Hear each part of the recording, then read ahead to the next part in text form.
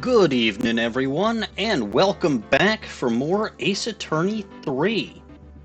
Before we get too far into this stream, if there is anybody in chat this evening, please verify that you can hear me, and that you can hear the game music, and that you can hear LG, which, by the way, welcome LG.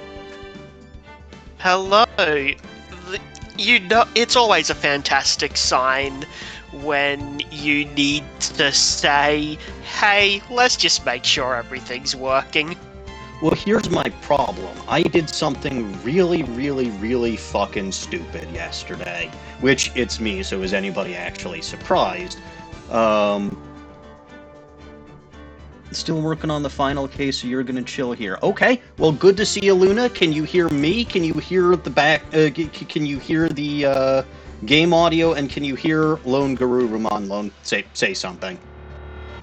Something? My microphone is a bit weird. It's popping. Okay, that's weird.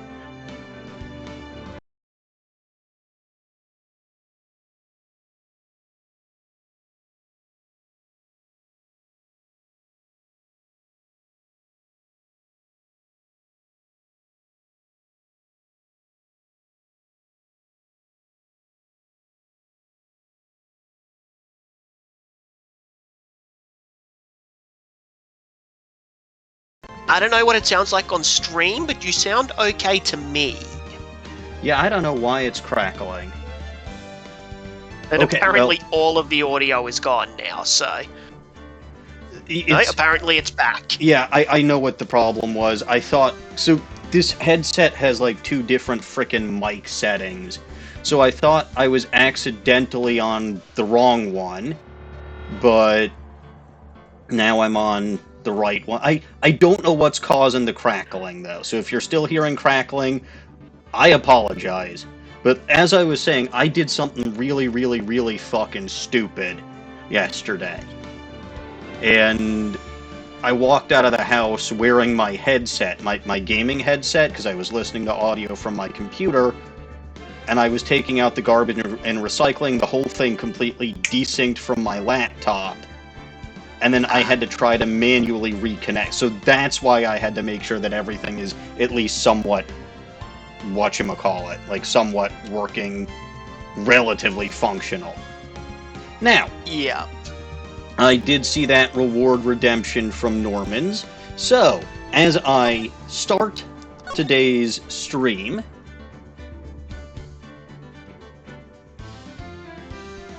the popping is not awful. Okay, well, at least that's good. I don't know what's causing the popping. This headset may have gotten a tiny bit wet yesterday. I don't think that should have caused too much damage. If it did, well, I'd be surprised. Anyway, no, Norman's wanted specifically to do the tsundere for melee, so... Yeah, Goblin relies on me being cooperative. Yes. And I will also point out one other quick thing before I finally get on with that reward redemption.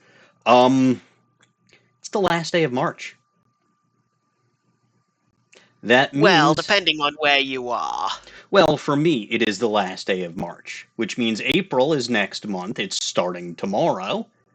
And that means Little Goblin Knows Best, because it's my birth month, is going to be very expensive. So hooray.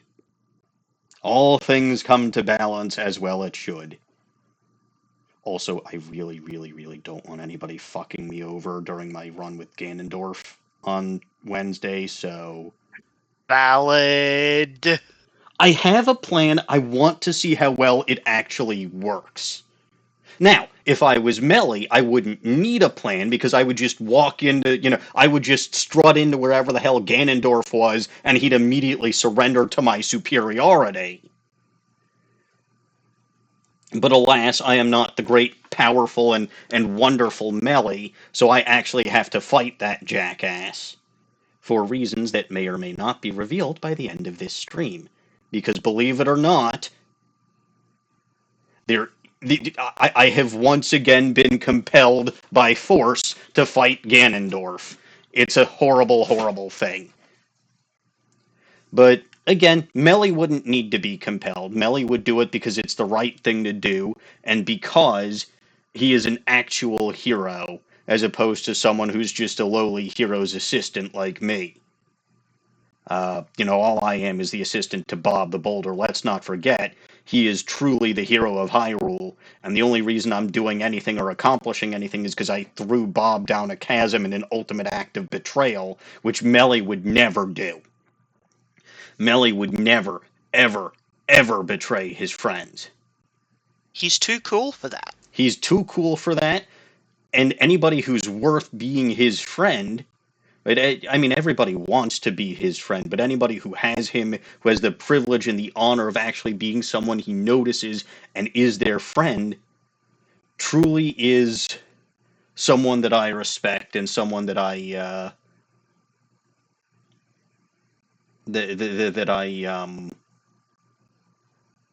wish that I was, because Melly never notices me. Also, I don't know what this is about Pal World, but Pal World is just inferior to Pokemon. It's an inferior, cheap knockoff because it doesn't have the great and powerful Melly. And I'm sure that Melly, who is much better attorney than I am, is going to sue the pants off the Pal World company. Note, this is not me actually expressing a political or legal opinion. I do not have either that are relevant. I had to add that disclaimer for legal reasons.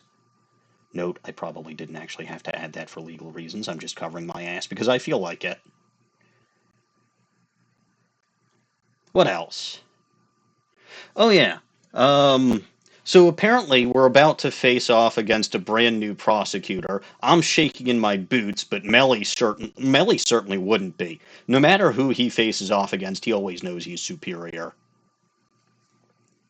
So, no problems with that, no problems with him. He just comes in, flaunts his stuff. 5 seconds later, the outcome that he wants is done.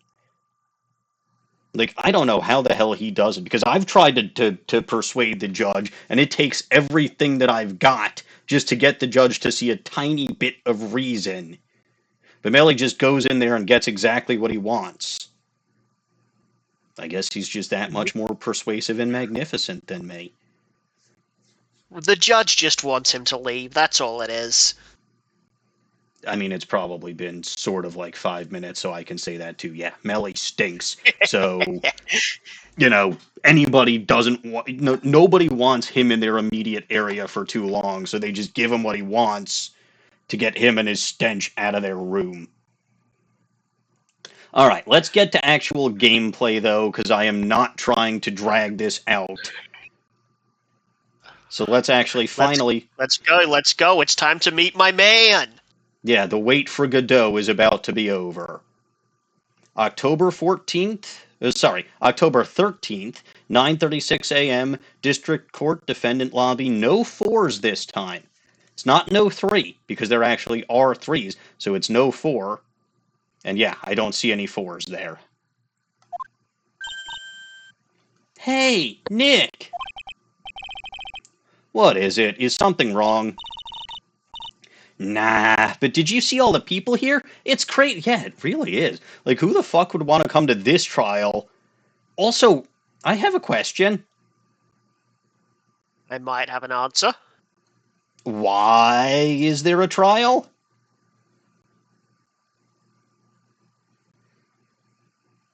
They said it was something about theft. But that's I not don't think that's a crime, but I don't know, that's what's on the piece of paper they gave me. What the heck is this theft? Like, that's never been a crime before. Maybe they invented a new one? I guess? I mean, we've had to make do with just murder for so long. They were running out of trials to do, I think. You might They had be to come up with right. something new. Normans, this is Lone Garuruman. In absence of Dawning Winds and Guzmania, Lone Garuruman is one of the substitute goblins because LG stands for Little Goblin and Lone Garuruman. Yeah. Lone is also very good at doing excellent voices for various characters, as we'll see if I finally get the fucking plot on. So, Oh, next thank you line. very much. Oh, so check out the Mask to Mask glossy. Oh, of course she fucking did. And for some reason, this is going to end up in my evidence, is it? I mean, look, Pokedelta, just about everybody likes tormenting me. I don't know why. I'm not a very tormentable fellow. You bought this? Where? From the little tents in front of the... Oh, of course. From the little tents in front of the courthouse. They have all sorts of things for sale. You know I'm a sucker for this kind of... Yeah, she really is. Emphasis on sucker. Mask to mask publicity photo stuck into the court record. A shot of mask to mask striking a pose. By the way, this does bring up a point. I know I misspelled damask in the previous episode's title. I had to, because it was literally the maximum number of characters that I could get from a YouTube title. So I know that YouTube has a title limit? yes, and apparently Ace Attorney 3 Phoenix Phoenix Noodleman 3 or Phoenix Wrong 3 Revenge or Return of the Noodleman episode 3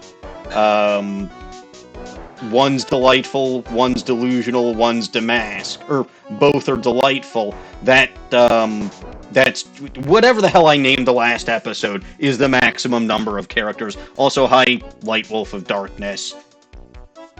So it is on purpose. It's because I literally had no other characters to work with.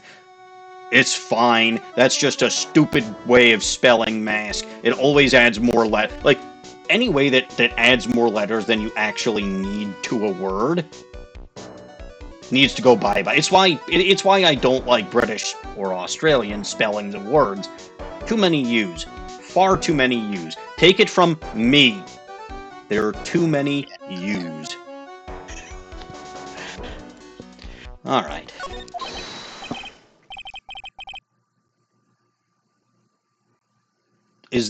I assume this isn't Ron.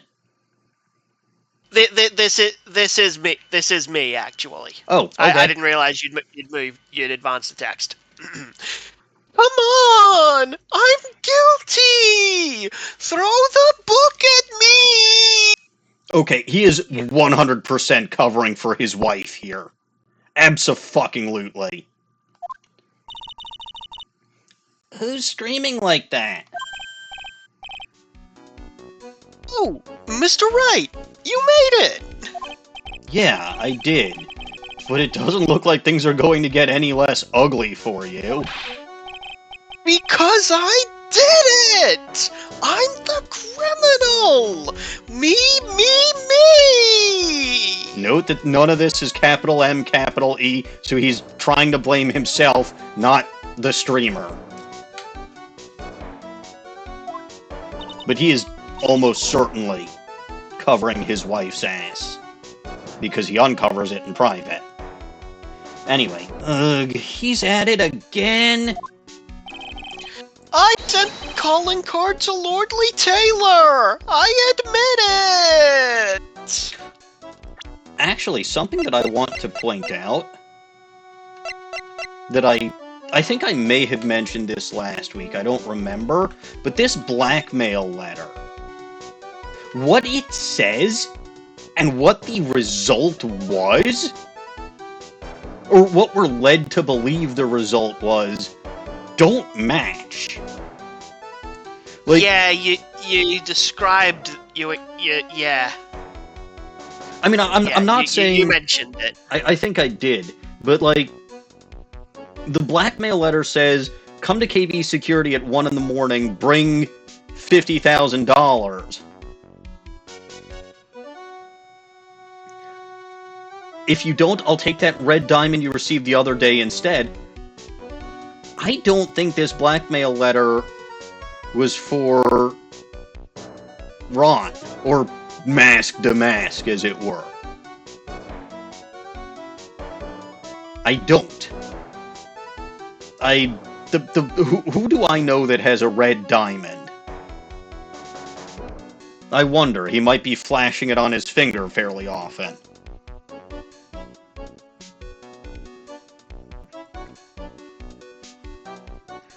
Then, Light Wolf, we did it right to charge per character. Because we took a language that was absolutely barbaric and improved it. Anyway, let's carry on. But you don't have the Sacred Urn, right? Well, that's true, but that doesn't mean I didn't commit the crime! Normally, when I say of course you didn't, I'm being sarcastic. But you? Yikes! Anyway, I admit that I'm guilty. You wouldn't be my first client that's admitted to guilty. Verdict. You wouldn't be... Yeah, he's abso-fucking-lutely covering for his wife. And I don't blame him, because his wife is cute.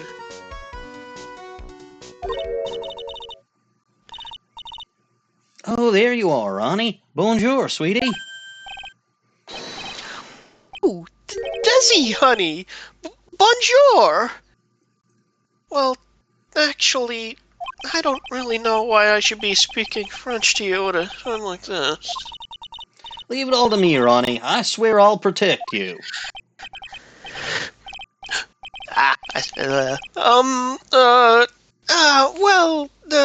You see, actually, the thief is me. Can I tell you something, Nicky boy? Okay. Yep. She can guarantee that her Ronnie is innocent. There's only one way she would know that for absolute certainty, considering the fact that she allegedly wasn't home at the time of the crime and wouldn't be able to actually give him an alibi. The only way she would know is if she was Damask. So, working theory is now Luke Atmey is basically appealing to her thrill kink and paying her, obviously not what the artifacts are worth, but he's basically bribing her with money and letting her fulfill her thrill kink and manipulating her as Mask to Mask. Case closed, Your Honor. Luke Atmey is guilty. Send him to jail. If he is declared guilty... We'll just have to find out as we go. If he is declared guilty, I'll be ever so cross with you. Well, I don't give a damn what he wants. I care what she wants. So why are you smiling when you say it? Well, if you'll excuse me, I've got some... Oh no, what errands could she... I know what she's gonna do. LG, I know exactly what she's gonna do. Yeah? What she gonna do? She's gonna put on the Mask to Mask costume and go steal something while the trial is going on as a definitive way to prove he's innocent. Because if the guy you think is Mask to Mask is in the courtroom being tried, and there are several reliable witnesses... The classic put someone else in the costume to create an alibi tactic. No, I think she's actually Mask to Mask.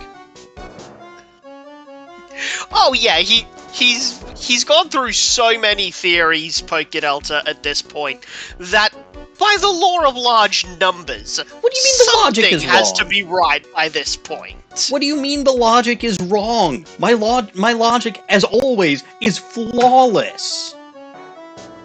Name one fault in my logic.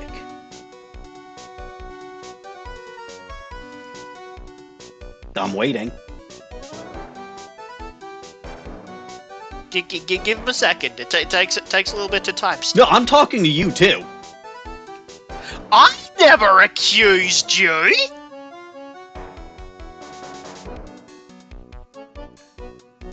Okay, so you think my logic is fundamentally sound? You've thrown out enough theories at this point that some of the logic surely must be correct by this point. Simply by the law of averages. Here's the actual flaw in my logic. I'm applying logic to an Ace Attorney game in the first place and assuming that everything isn't batshit crazy. That is the actual flaw in my logic. She can't guarantee that, Light Wolf, because she has already said she wasn't home, and there's at least one cop who can verify for her presence somewhere between 1:30 and 3 in the morning because she was in a high-speed chase. Yeah, she has fun. She does. I mean, she's got a thrill kink. We know she has a thrill kink. I'm counting on you, Nicky boy. Good luck. To be honest, I really don't know whether Ron... Well, let's go find Phoenix. I already know he's not. But there's only one thing I am sure of. I don't want to piss off Desiree. Oh. Yeah, he doesn't have the Sacred Urn right now. Fine. The guy was not confirmed to be... So, the basic gist of it is, he has no alibi. What she was says, home when she got right, home. He was That's home. all we know. He was home and asleep when she got home at 3 in the morning. The crime was around 1 o'clock or 1:30 in the morning. And she got into some kind of heist. So, again, here's my working... Because this guy is vanilla as all shit. So, he got home.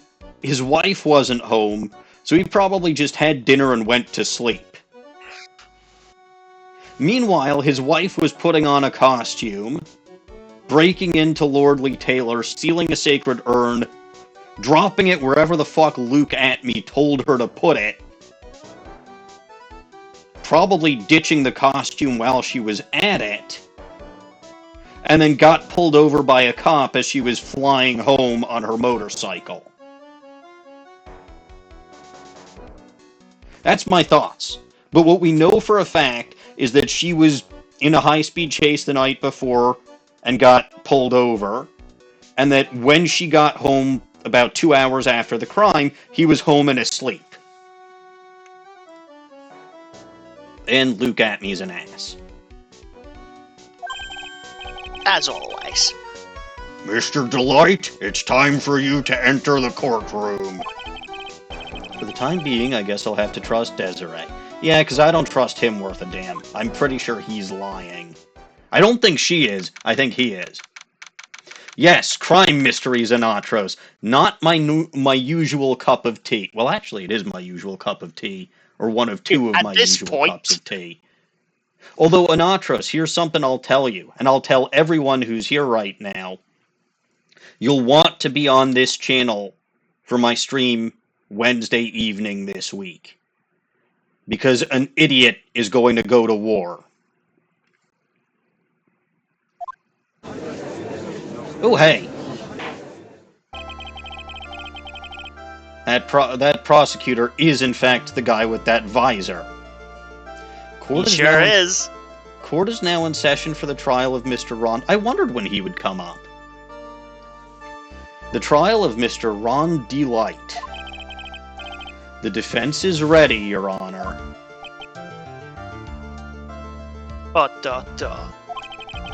What about the prosecution? Are you prepared to... What a stupid question. What did you say? Fine. Let me ask you then, Your Honor. Are you ready? Are you ready to pass judgment? I kinda like this guy. He's the greatest. He's amusing. And it seems to be Light Wolf, I don't mean you, I mean me.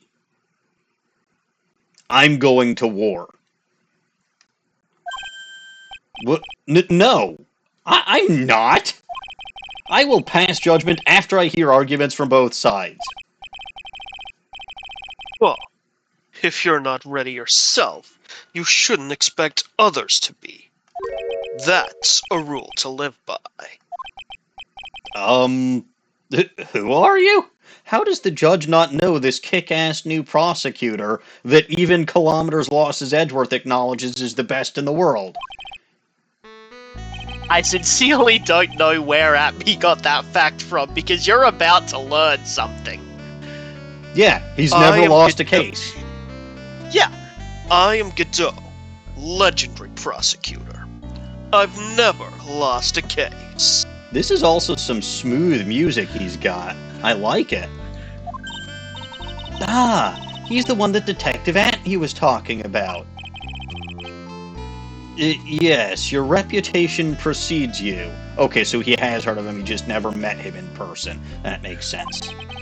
What kind of cases have you dealt with so far? Ha! None. I'm sorry, what the fuck?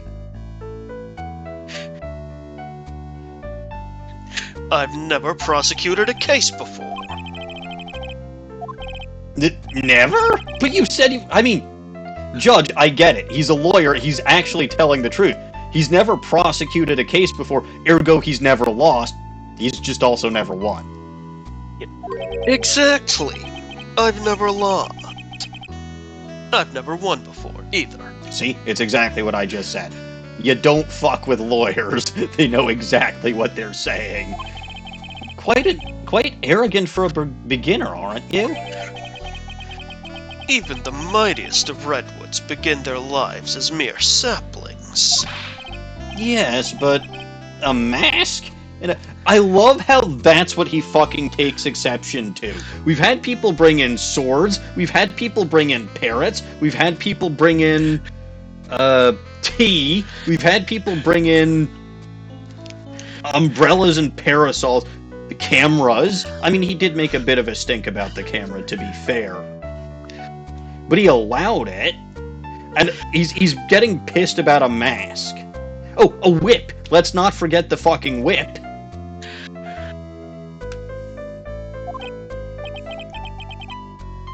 Anyway, carry on. Huh! Don't you know anything? No matter the man, we all wear masks. Either on our faces or over our hearts. ... Exclamation mark.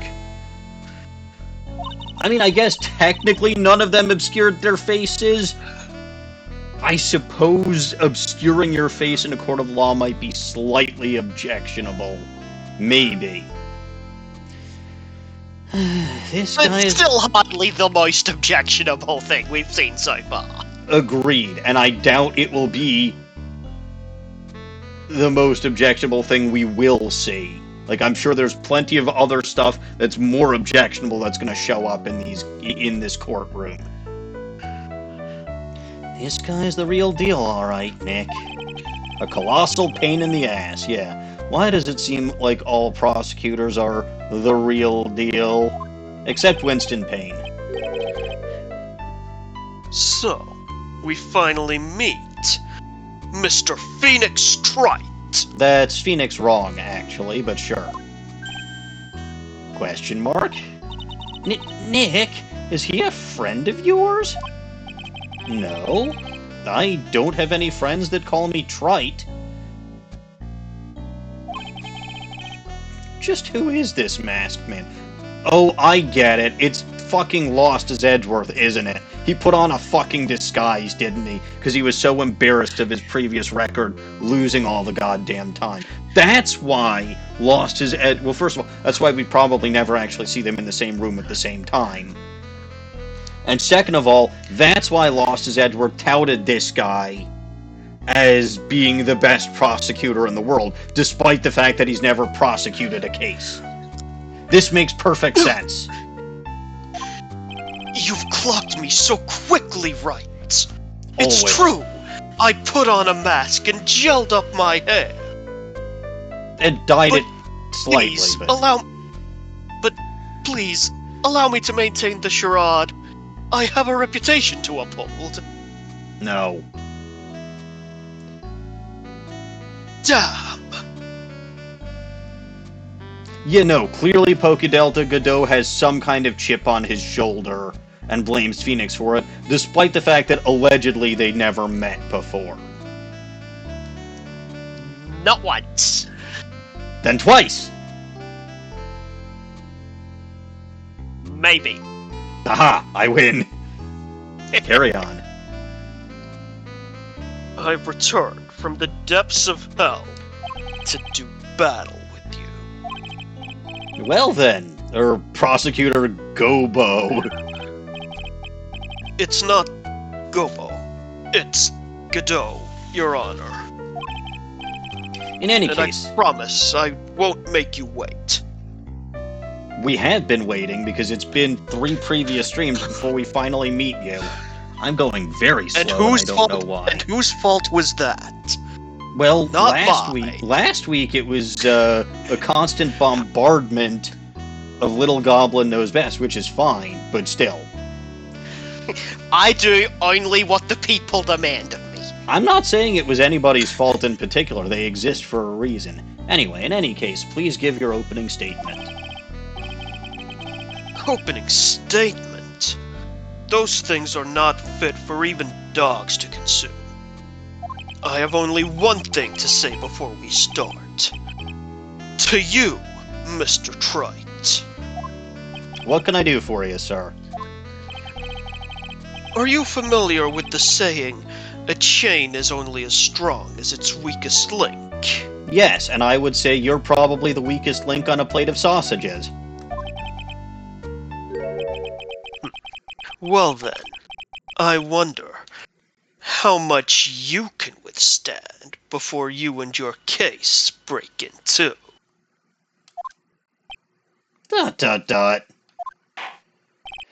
Yeah, no. He, So, okay, with Franziska, it was pretty obvious what her personal shit was with Nick. This guy's coming out swinging, and I don't know why, because both of them say they've never actually met before. Yeah, they play their cards rather close to the chest for a while with Godot.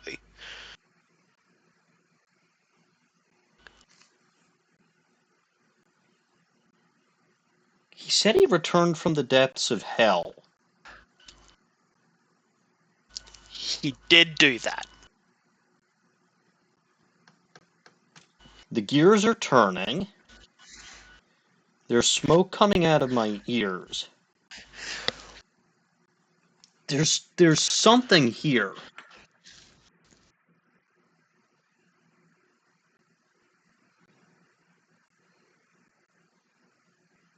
The previous case. Mm-hmm.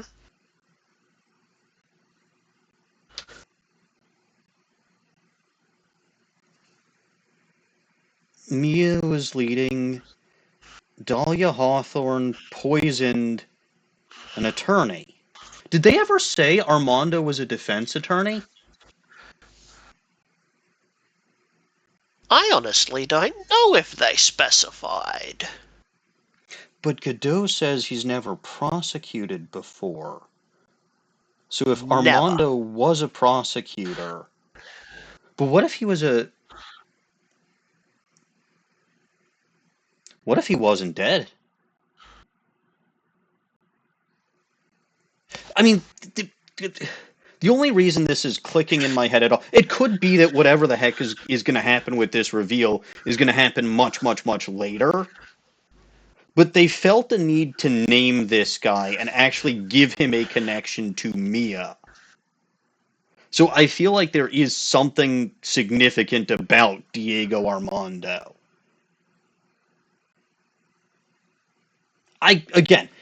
This could be something completely and totally that hasn't happened yet, and that there are still cards that have yet to be played. Because I don't even fucking know. I don't think I know what Armando looks like. No, you have never seen Armando yet. You will see him before the game is over. Okay, so in that you case, have in not- that case, I'm probably wrong about Godot and Armando being the same person. Probably. Because if they're going to do something with Armando in a future case, because there's got to be some reason he's significant. Otherwise, it would have just been generic guy got poisoned in the courtroom. No, maybe a name, but no connection to Mia. All right. Yeah, So but we'll that see was where this her goes. boyfriend, man. Yeah, that particular detail. Because victims have had names before, right? I think every single Joe Dark victim had a name. Not that I remember any of them except Neil Marshall, who wasn't technically his victim, but was the one that he got convicted for, hilariously. But again, they made the connection personal. I don't know, Pokey Delta. Mia was still working for Grossberg at the time, and it's not to say that prosecutors and defense attorneys can't have relations. I mean, look at Mia and Lana. And regardless of whether the game tries to sweep that or whatever, they abso-fucking-lutely had a relationship at one point in time. Mia seems to go for the bad boy or bad girl prosecutors. And honestly, it wouldn't even be a conflict of interest, since that doesn't seem to exist in this setting. No, it really fucking doesn't. Yeah. See you defending the guy who case allegedly in which you stole. are the victim. Mm-hmm. I mean, right. There's the only other case where it may have been a conflict of interest is one where it's technically legally allowed, where you're defending yourself. That's always technically allowed. It's just usually a bad idea. Regardless, Yeah. though, my original theory is that Godot might be Diego Armando. If you're saying that they're going to do something with that character in a future case, he may not be. But there's something significant about Armando. There has to be. All right. Well then, let's hear from the first witness. Oh boy, it's this guy. My name is, Nobody asked for your name, witness. Dirk. The important thing is what you know. That's all. Start talking. You're gonna be in for We're a shock, listening. Godot. He doesn't know much of anything. What? He's the detective in charge of the case. He should know a lot. Have you never met Dick Gumshoe before? I've seen him around the precinct before, but we've never had a professional relationship. This is a guy who's almost been fired twice for incompetence. Oh dear. Yeah, good job, buddy. Yes, sir. Alright, witness. First, let's hear about what you know about the thief that stole the urn. Yes, sir. Mask to Mask's crimes. Mask to Mask is a master thief that first started his crime spree about 6 months ago. He's so confident that he sends his calling card before he even commits the crime. This was his 5th heist, and as usual, he sent the card to Lordly Taylor. His pattern is to always go after the most precious art pieces. That's why we're sure it was Mask to Mask, sir. It fits his MO to a T. But I can't spell, so I don't know the letters of the number bet. So then the actual identity of this Mask to Mask is... I missed what he was actually doing. Mr. Godot, what are you... I'm sorry, what? Where the fuck did that coffee come from?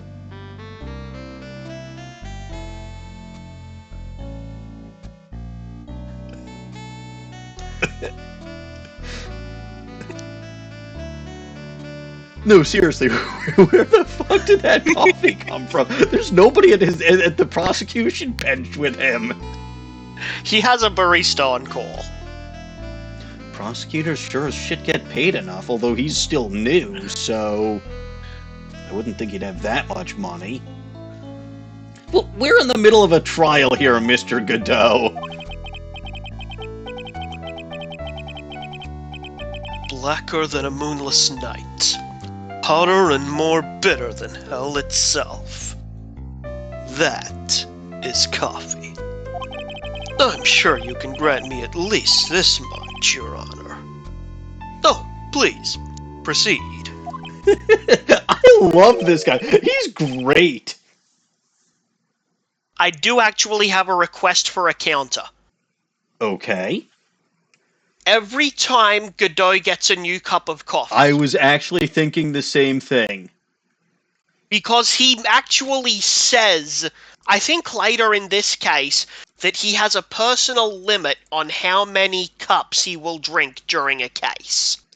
During a trial. And I've never actually compared how much he gets versus how much he said. So now cups I'm of curious. coffee, 1. I spelled that correctly, right? Yeah. Yeah, that's right. So you want me to change this with every case, then, I assume? Well, yeah, because I want to get it an accurate sample for every case. Fair enough. Cups of coffee, 1. Now, I am admittedly a tea guy myself, but Jesus Christ, I like this guy's moxie. He's so fucking cool. I've barely met him, but Jesus, it was worth the wait. It just goes to show every single other prosecutor except for Losses Edgeworth, I actually like basically instantly on meeting them. I liked Manfred. Oh, okay, except Winston Payne, but he's he's meant to be a jerk. But I liked Manfred von Karma because he had a very fun. He was so good at being evil. I liked Lana Skye. She's cute. I liked Franziska von Karma. She's sassy. And now I like Godot. Ooh. Ooh. Pokedelta is right.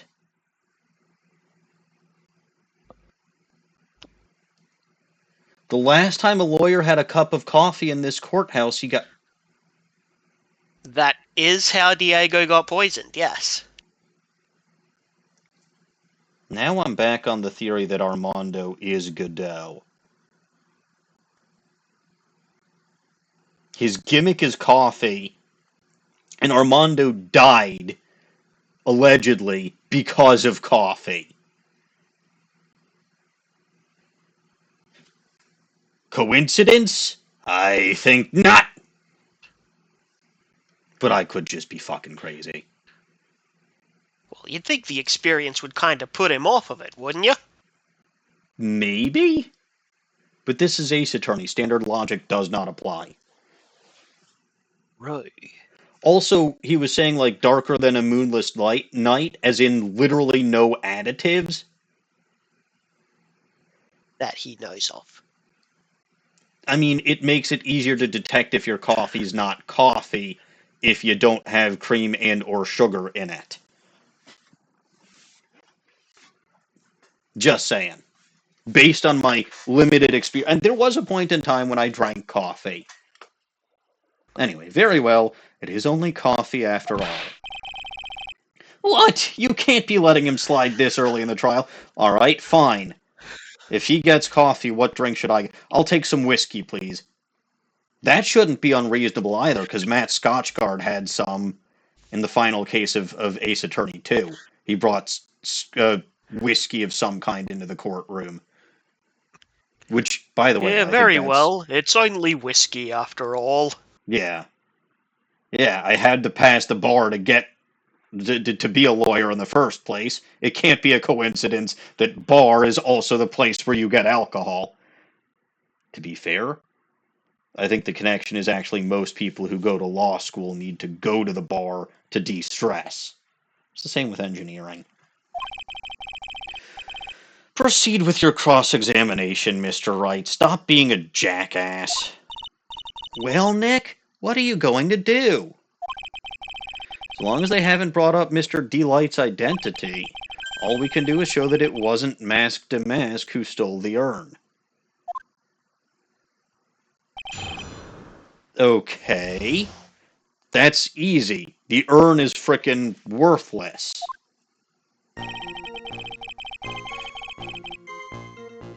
Let's press for more details. Hold it. Have you been involved in the investigation from the beginning? Yep, nobody knows more about the thief than me, pal. It's true. I'm, the Zavari, author on thief. Huh. I wonder where you got that expression from. ... An author? He's written books about thieves? I think he probably meant to say authority. The fact that this guy can slip through even my fingers shows you how good he is, pal. Yeah, sure. Absolutely, Gumshoe. It's easy when those fingers happen to be butterfingers. Press harder. So nobody knows more about the thief than you, huh? You got it, pal. Except for maybe that thief's mom, that is. But isn't there someone who knows even more about him than the police? You don't mean, Detective Zavari, do yous? Who is this person, Zavari? He sounds German, and the last time we had a German in this courtroom, she was a delightful lady with a whip. His name is, Luke Atmey, sir. I guess I shouldn't have made up such a silly name for him. His name is silly enough and stupid enough as is. What the heck? I guess he's not all that famous after all. No, he really isn't. Anyways, it's true that he did manage to retrieve the last item the thief stole. Oh, I see. It seems you're not the expert you claim to be. Very good, we have discredited this witness. Goodbye, everybody. Dirk, it looks like the thief is toying with me even now. Alright, press. Have you seen all of these so-called calling cards? Of course I have. Except, the person in charge of the treasure exhibit never brought their card to the police. Then how the fuck do I have it? So, I didn't see this one until after the crime had occurred. That's because Detective Atney stopped Ms. Andrews from taking it to the police. Was the calling card that Lordly Taylor received authentic? Well, all the cards have one common identifying feature. But we're not releasing that information to the general public. But you're absolutely certain that this card is real. Yes, this card that we are holding out for the general public to see, including the NFT on the front of it. But everybody ignore the NFT. Is real. To be fair, without further elaboration, it could be anything about the card. Also, it could be the cute little ribbon in the corner for all they know. Yeah, no, I mean, fair enough. Also, if they're all seating, like, in the seats around the gallery, they may not have a good look at that card anyway, because I assume it's relatively small, and it seems like the judge himself is handling it, so... You'd have to assume so. Yeah, they're not being quite as careless as I would think. Also, hi there, Zadnator, and let's stretch... Ooh. Ah. Very good. I like cracking my own back. Gumshoe can't say it out loud, but I bet he's talking about Mask to Mask's emblem.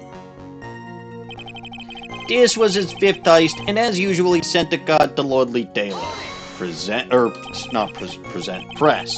His 5th heist, and your 5th screw-up, huh? Hey! Objection, Bell! That ain't fair. Maybe you could say I screwed up 4 times. But this last time wasn't my fault. I didn't know about the calling card this time. You, of all people, shouldn't be chuckling about this, Detective Gumshoe.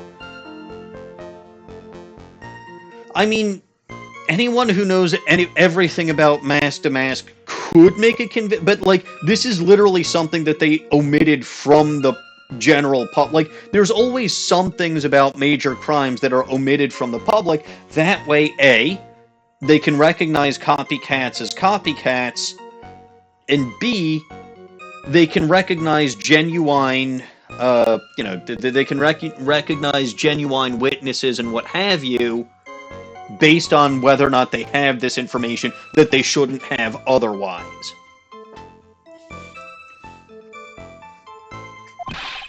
I just want everyone here in the courtroom to know something. If yous ever get a calling card from this guy, don't call some stupid private eye. Call your local police right away. Got me? Wow, it looks like he's really got it in for Detective Atmey. I don't blame him. Yeah, don't we all? His pattern is always to go after only the most precious art pieces. Press? Art pieces? Like what, for example? Well, his voice target was the famous tear of Emanon. What's that? Some kind of especially salty teardrop? Yes, it's delicious. No, sir. It's a blue diamond. A single rare diamond. How fitting that we're coming up on April. You do know why diamonds and April go together, right? I'm assuming it's the month's birthstone? Darn right. Everyone born in April is tough as diamonds. And hard-headed as a diamond. Yeah, that checks out. It really does. Next was the crown of Bongora. You know, that thing you put on your head. After that was the left hand of Hades and the portrait of Megina Soy. The left hand of Hades. Okay, so that might have been those enemies that Dawning was encountering last night when she was streaming Hades. Because I'm pretty sure they were floating left hands. They are floating hands. Yeah, and I think we said that they're left. I'm not sure if they're lefty. I wasn't paying back, but it would fit because again, the left hand is Sinestra, which is evil. Correct. I don't remember if that was started by the Greeks or the Romans, but even if that was officially started with the Romans basically ripped off everything the Greeks did anyway, so it probably started with the Greeks. And, you know, again, if they're talking about the left hand of Hades, so...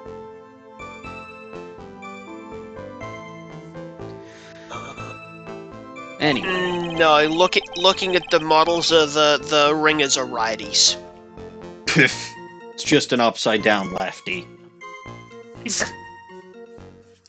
Detective Atmey retrieved the portrait of Megina and returned it to the museum. And the target of his 5th and last robbery was the sacred urn, right? But isn't it difficult for him to dispose? He's not fucking gonna dispose of them. He probably just keeps them in a collection. Also, again, we're still assuming it's a him.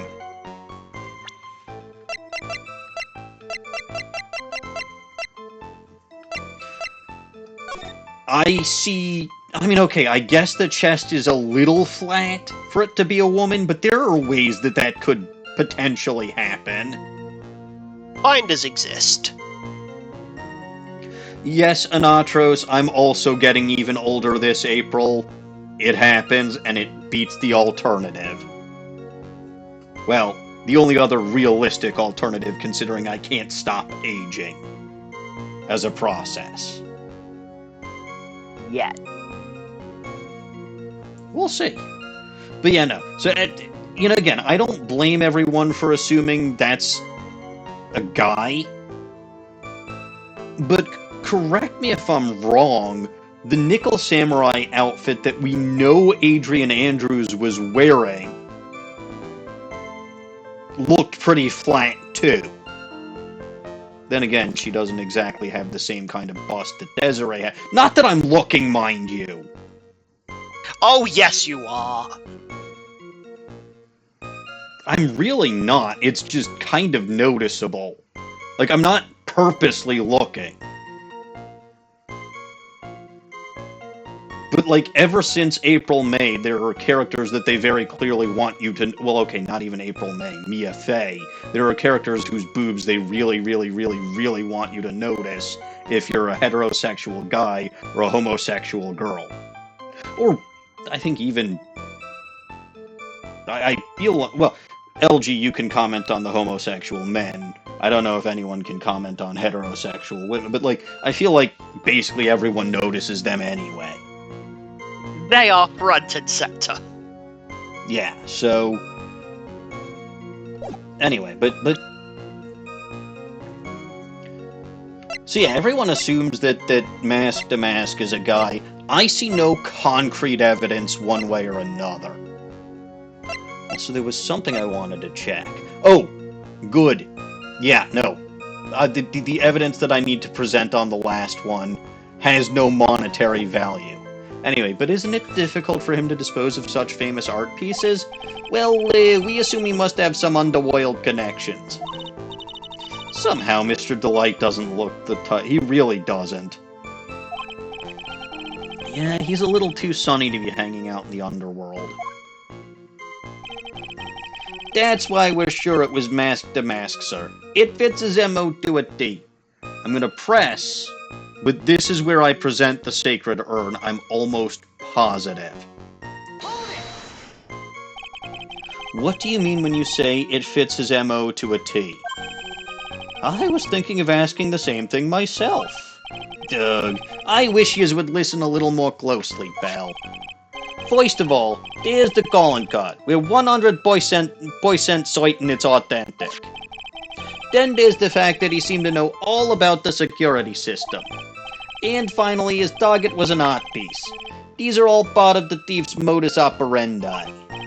And so, since this robbery seems to fit all those conditions... That's right, it means that Mask Damask is behind it. Nick, it definitely looks like it was Mask Damask who stole the urn. There's no real evidence either way as to whether Ron DeLite is Mask Damask. So at this point, we don't really give a fuck. But...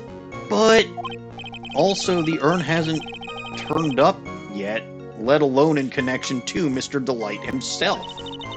So even though we know it was Mask Damask that did it, maybe for the time being I should try to show it wasn't... Yeah, I know how. Think of someone else those criteria apply to. Me!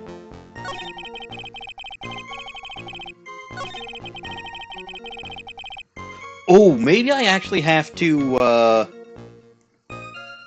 I mean, I feel like I can present the urn either on his pattern is always to go after only the most precious art pieces, or the next one about it fitting his MO to a T. I'm gonna present it on the last one. But it is, in fact, the sacred urn itself. Either statement works. Okay, I figured as much. Objection! Can I ask you a little something, Detective Gumshoe? Just hearing the little in that question is making me nervous. You said that he always, quote, goes after the most precious art pieces, right? That's right, pal. But there's one problem. That's not what he did in this case. The supposedly priceless urn doesn't exactly rise to the level of precious art. What do you mean, pal? Nick, how can you say such a terrible thing? No, I meant from a financial point of view. I mean, it wouldn't fetch a good price. Well, Prosecutor Godot, what is the value of that urn? The appraisers I spoke to said that they couldn't attach a price to it. And I mean that in the worst sense. So in other words, it was not the kind of item that Mask to Mask would normally go after. Dirk! Aha! If I understand you correctly, Mr. Wright, you're saying that the theft of the sacred urn was not the work of Mask to Mask. Yes, that's what I'm saying. Well, now someone's going to question about the NFT. Actually, all I did was point out the contradiction. The argument made itself, but... Well, first of all, we need to get this issue cleared up. Was this last robbery the work of Mask to Mask or not? What do you have to say about this, Mr. Godot? This coffee here, it's my own special blend. I call it Godot number 107. Does this count as a separate cup of coffee, or is it the same one? Did it slide across the desk, or did he throw one? Okay, so it only counts as a cup of coffee when it slides across the desk. Yeah, when a new one slides in, or when he has actively disposed of the one before. Understood. You'll learn what that means later. I think I already know what it means because I'm pretty sure Dawning has mentioned Phoenix being scalded by hot coffee before. He throws his mug at Phoenix sometimes, yes. Aha. Alright. Number 107. I'm trying to decide whether to cut down on the acidity or the bitterness. That's the only thing I've got on my mind right now. Mr. Trite. What? If you're really a man, you should clean up your own mess. What the fuck are you talking about? I don't get what you mean. If you're saying it wasn't Mask to Mask that stole the urn, then it must be someone imitating Mask to Mask's methods. A fake. The fake Damask? Fake Damask? That sounds so ridiculous, but I like it. Ah! Aha! No. Another cup of coffee! I like stupid counters. I really do. It's fun. Alright. Now, before I decide on my coffee, I believe some proof is in order. Mr. Trite. I gave you That proof. the person who appeared at Lordly Taylor that night was actually a fake. I gave you proof it doesn't fit the MO.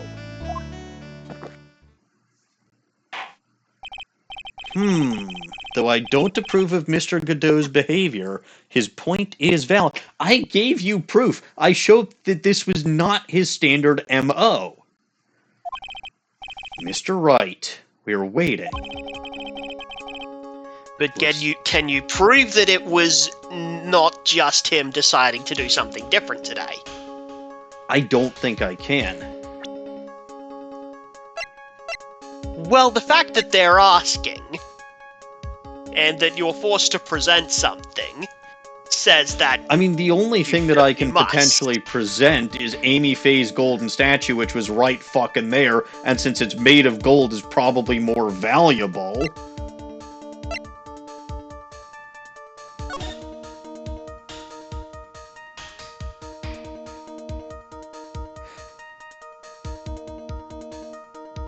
The whatchamacallit itself, actually, to the security at Lordly Taylor, I will be coming to purloin the most priceless work of art on display.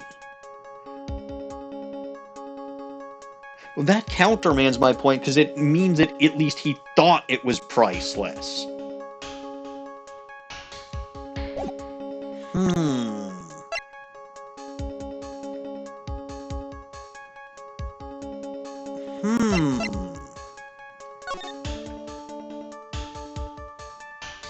I mean, it sure as shit looks like Mask to Mask. That's got the box. Does it? Let me check compared to the poster.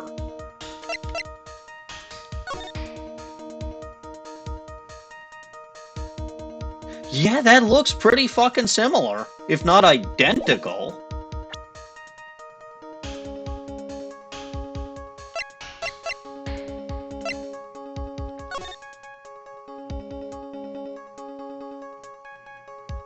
I mean, obviously what he's carrying is... Wait a minute. No, hold on. I wish there was a way that I could look at these two photos side by side.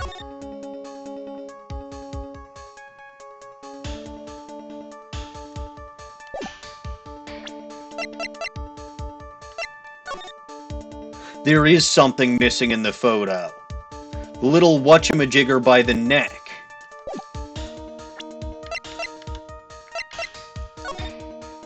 Yeah, because he's got one on his hat, and he's got one on, right under his collar. He's missing the NFT. But the thingamajigger has it. And he's still got the NFT on the hat. Also, DeLite's outfit doesn't have the NFT on it, so I'm right. DeLite isn't Mask to Mask. He knows his wife is, and is trying to protect her. Hi, Snowy. Hi, Snowy.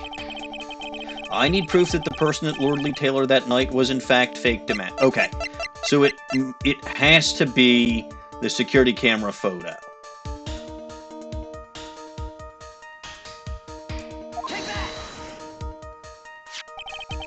The proof is right here. Oh god, this is generic, so I probably got it wrong.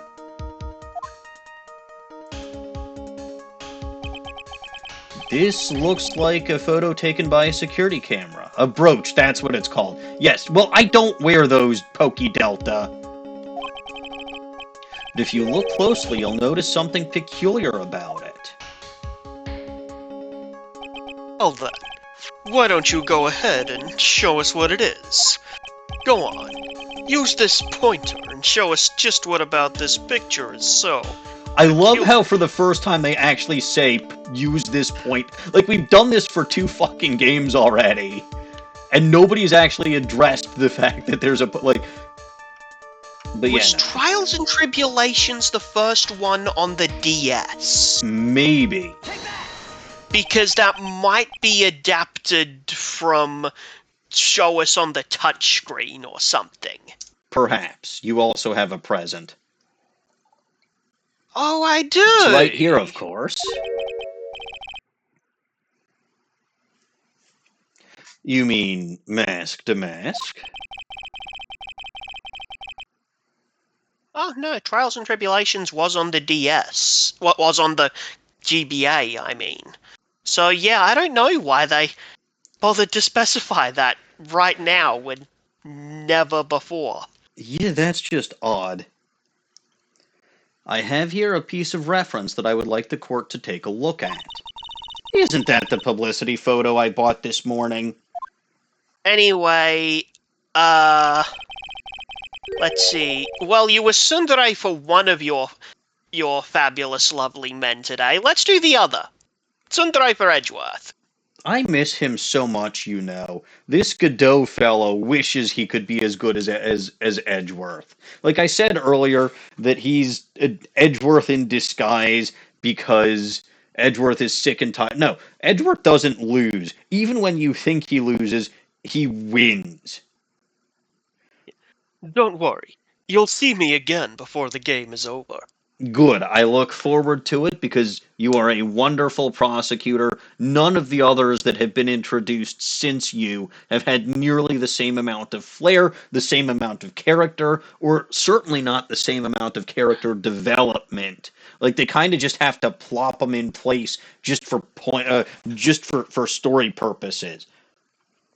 They're your new antagonist because You're too busy. Edgeworth is too busy just being awesome, and he can't hang around the likes of me for too long because I literally drag him down with my lack of intelligence, and he's sick and tired of me winning by eating his chess pieces. That's not a legal way to win. And if I had to lose a single court case, I'm very, very glad that it was to Edgeworth and nobody else.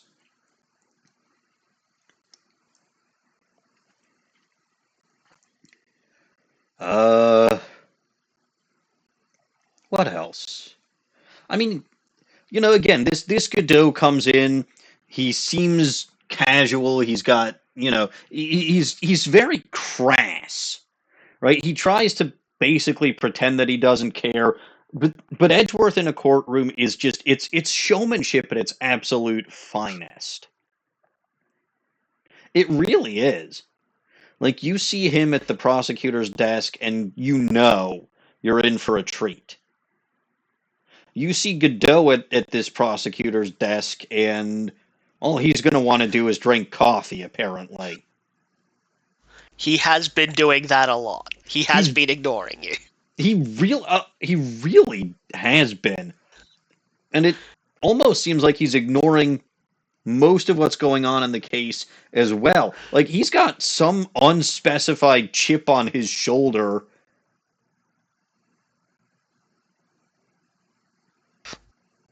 Oh, I had another brainwave. Yeah.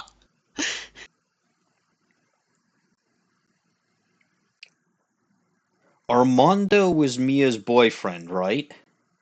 Yeah. Mia's dead. Yeah.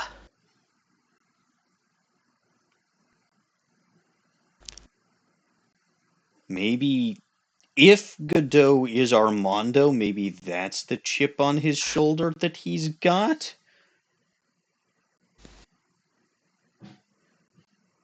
Because Phoenix was technically working with her at the time. Yep, apprentice lawyer.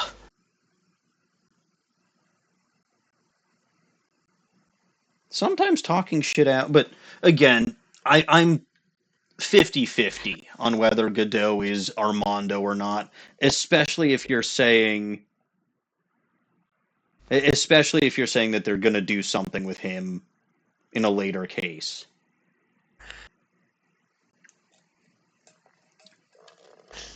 Goblins cannot invent a reward, Snowy.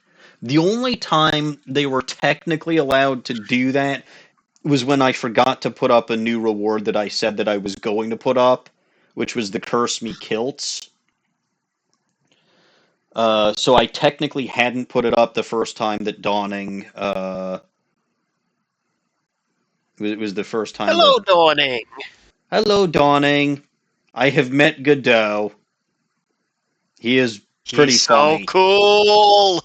And I have a new counter. I mean, to be fair, LG, I probably would have done that even if you hadn't specified it once I noticed that he was slinging his coffee regularly. But, like, yeah, I'm more than happy to do that because that's just a stupid counter. Anyway, the problem I have with the security camera is the security camera photo is the brooch on Damask's chest. My posture is actually pretty good, Snowy. My posture fucking sucks. I'm sitting on my bed. A breach? Here? Bailiff, get my steed. We need to retreat at once. Judge has a horse. My favorite part about this is the choice of the word steed. Yeah. Yeah. He's got a horse. Oh, I figured it out, Dawning. The judge is the god who created the horses, not Poseidon. That doesn't make sense. Poseidon wouldn't make horses. Of course, this comment makes no sense if you haven't seen Dawning and I arguing about Poseidon being the god who created horses in Dawning Wins' Hades series, but I stand by it, darn it. A brooch, Your Honor. It's a sort of clasp for holding one's cape on.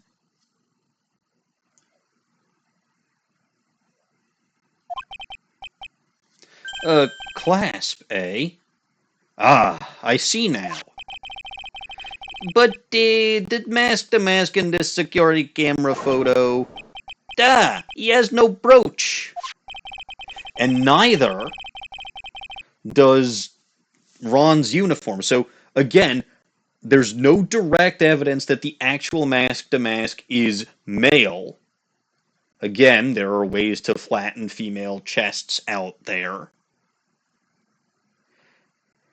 And Desiree is absolutely 100% certain that Ron is innocent. And the only way she possibly could, and she said she was going to go run some errands. So, yeah, no, it's weird. But I think Ronnie is covering his wife's ass in public, and then he goes home and uncovers it. Because that's just the kind of thing you do in private. Anyway, that brooch is the same as the emblem on Damask's calling card and serves as his symbol. See, Dawning says that it exists. So again, there's no direct evidence that even says Mask Damask is a guy. But the thief that broke into Lordly Taylor wasn't wearing a brooch. In other words, this Mask Damask is a fake. ... exclamation mark. I've been fooled again. Okay, but he still committed a crime and stole something. Order. It's true. Undeniably true. Detective Gumshoe, how could you have overlooked this? I'm sorry, sir. I don't know how I... Aha! Number 3! Hey now, if you're gonna have a pity party, invite me too. Okay, this has to be the shortest case of all time. Look, Mr. Godot, you deserve some blame in this too. How could you have overlooked such a large brooch? Huh. The brooch you're talking about. Can you even see Do the you brooch? mean this? Yes. Ah! That's Mask Damask's brooch? 17 per case. Well, that's part of the reason why we have this counter in the first place, Dawning, to see if he actually does have 17. It for comparison. Yes. So this is going to be something, if and when Godot shows up in other cases, this is going to be a count that resets. Well, where did you find it? Well, I've always had a good nose for evidence. I got it at the crime scene. Nose, it was hidden you in say? the shadow of a... Luke Atmey Yes. confirmed? Damn, you've got me again. This is the second person who's tried to disguise themselves and act as Godot. You catch them all! How? Because I'm a fucking genius. Anyway, carry on. I got it at the crime scene. It was hidden in the shadow of a big female Buddha statue. That wasn't female Buddha, but sure. Buddha statue. He must mean the Amy Faye statue. Also, given the fact that he has some kind of visual impairment implied by the mask, I assume he would need a good nose for evidence, because I don't know if he's got a good eye for evidence. Well, why didn't you tell me about that, sir? I always put evidence away in my pocket. After all, it's the safest place for crucial evidence. Grr. This guy is one cool customer. Aha! It's a little... Number 4. Number 4? It's a little early to be shaken up, isn't it, little lady? That friend of yours left pretty little hickeys on there, too. Hickeys? Figuratively speaking, of course. I'm referring to Ron DeLite's fingerprints. Uh-huh. Uh-huh. What? What? The defendant's finger... there's a problem with that. Mask to Mask wears gloves, doesn't he?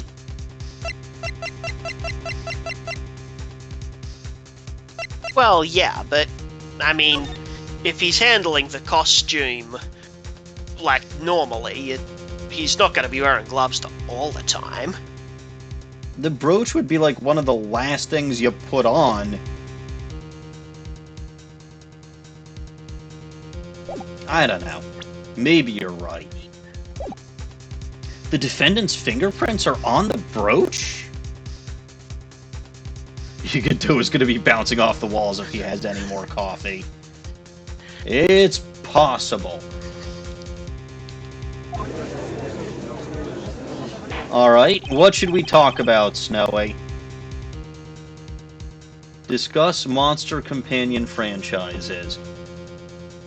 Pokemon good? Digimon good? Don't know anything about Palworld other than the massive controversy surrounding it. What other Monster Companion franchises are there? Bakugan. Bakugan is really good. I like Bakugan. I've heard of it, never actually watched it. Technically, one could argue Yu-Gi-Oh! Because there are spirit monsters or something, and I'm pretty sure Yu-Gi-Oh! GX would count. I was gonna say, I'm pretty sure Jaden Yuki talks to some hairy balls. No, I will not clarify that statement for those of you who have never watched Yu-Gi-Oh! GX. You'll have to go watch Yu-Gi-Oh! GX just to be sure of what I'm talking about.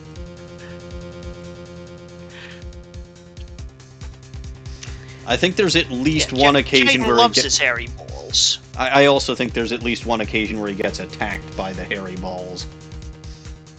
Yeah, probably. Dawning, you weren't supposed to clarify! I was leaving that deliberately vague on purpose. But yeah, fine. As Dawning mentioned, it is in fact just a winged Karibo. And I'm pretty sure it attacks him when he's fighting against Imposter Yugi, and he says something to the effect of he can't do this, and then Winged Karibo just scratches his face.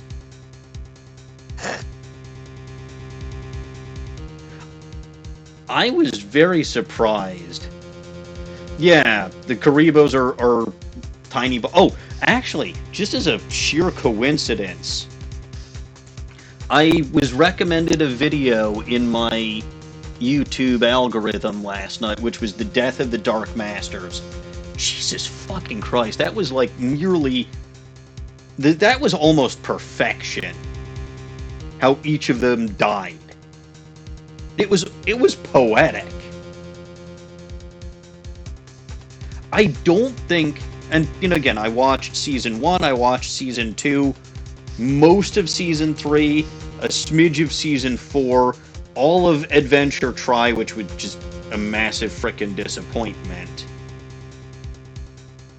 But...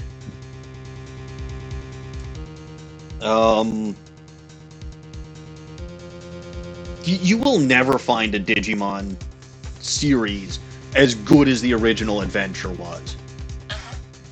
And that includes the movies. Like, I do like the original Digimon movies too. Like, I mean, the one that showed the attack in Heightened View Terrace, and the one with Diaboromon. Just really, really frickin' good. All of it. And in point of fact, there's one thing that I really like about the Diaboromon movie. I Yeah. don't know if it exists in the Japanese version, because I think I've only seen the English version. But, like, the whole spat that Tai and Sora get in because he got her a frickin' hair clip for her birthday was really, really funny. Yeah, Also, I'm pretty sure that's like an original detail. Like a detail from the original. that's what I thought. Also confirms that Taiora was definitively a thing before Serato was even thought of. So boo Serato. Anyway, I think they should all be... that all three of them should be in a polycule together. yeah, you would think that, wouldn't you? I do. That's not the solution to everything. Only most things. No. No, probably not. But, no, again, pure coincidence, but, like, rewatching the deaths of the... And, I mean, I guess part of it is I understand the context in which that exists. Maybe you wouldn't appreciate the gravity of that video if you didn't watch, or if you didn't know, if you didn't know the series as a whole, but, like, especially, I want to say Puppetmon and Piedmon's deaths were incredibly poetic. Which is not to say Metal Seedramon's wasn't, but, like, just a little bit less so. Alright, I'm pretty sure we've talked about this enough. Order! Order in the court! Molecules are often a good solution to shipping issues. Better crates or airplanes might be a better solution to shipping issues, just saying. Okay, Pokedelta, what do you mean by a what? I said a lot of things and I didn't see exactly when that happened. What specific comment of mine are you referring to? Polycule, I'm sure. Fair enough. A polycule is three or more people in a relationship together. It's like molecule and polyamory, or something like that. Yeah. Yeah, polyamory. Yeah. The only reason I know what it is because I am familiar with molecules, and I get the concept based on that. Spandex-wearing superhero... Oh, Spider-Man abso-fucking-lutely can't beat Superman. Not even Goku can beat Superman. Look, I love Spider-Man, but he's not doing that. He's outclassed. Again, not even Goku can can beat Superman. And Death Battle has factually and numerically proved that 3 times already. Which is not to say that Superman is a... I mean, it really depends on the iteration of Superman, but... Okay, first of all, LG, Marvel or DC? I have no strong feelings one way or the other. Fair enough. MCU, good or bad? Started good, has gotten a lot worse as time's gone on. I tend to agree, except I think it basically should have ended with the original Avengers, maybe gone off into some spin-off series on, like, streaming after that. And it just got way too bloated, way too bloated and convoluted way too quickly after that. I do remember seeing the original Avengers movie in theaters when it first came out. And right at the scene where Iron Man was trying to seal up that portal where all the what were they, the Chidori or something were coming through, something along those lines, the visual cut out. We could still hear it, but the movie screen went black. Oh, really? Yeah. So they had to and we actually ended up getting free movie tickets as a result of that. Also, Snowy, in that case, it wouldn't be Spider-Man beating Superman, it would be the Kryptonite beating Superman. And guess what doesn't fucking exist in the Marvel Universe? Kryptonite. Superman! Also Superman, but Kryptonite. Because there was no planet Krypton. But, like, anybody with an ounce of kryptonite can probably beat Superman unless he's wearing his lead outfit. Wait, does lead block kryptonite? Did you not know that? Because it's the radiation. I mean, I did know that, and, like, I suppose it makes logical sense, but it still feels a little bit stupid. No. It makes perfect sense in the same way that lead suits are what you use when you're dealing with nuclear plants. Like, yeah, I'm not saying it doesn't make sense. It makes perfect logical sense.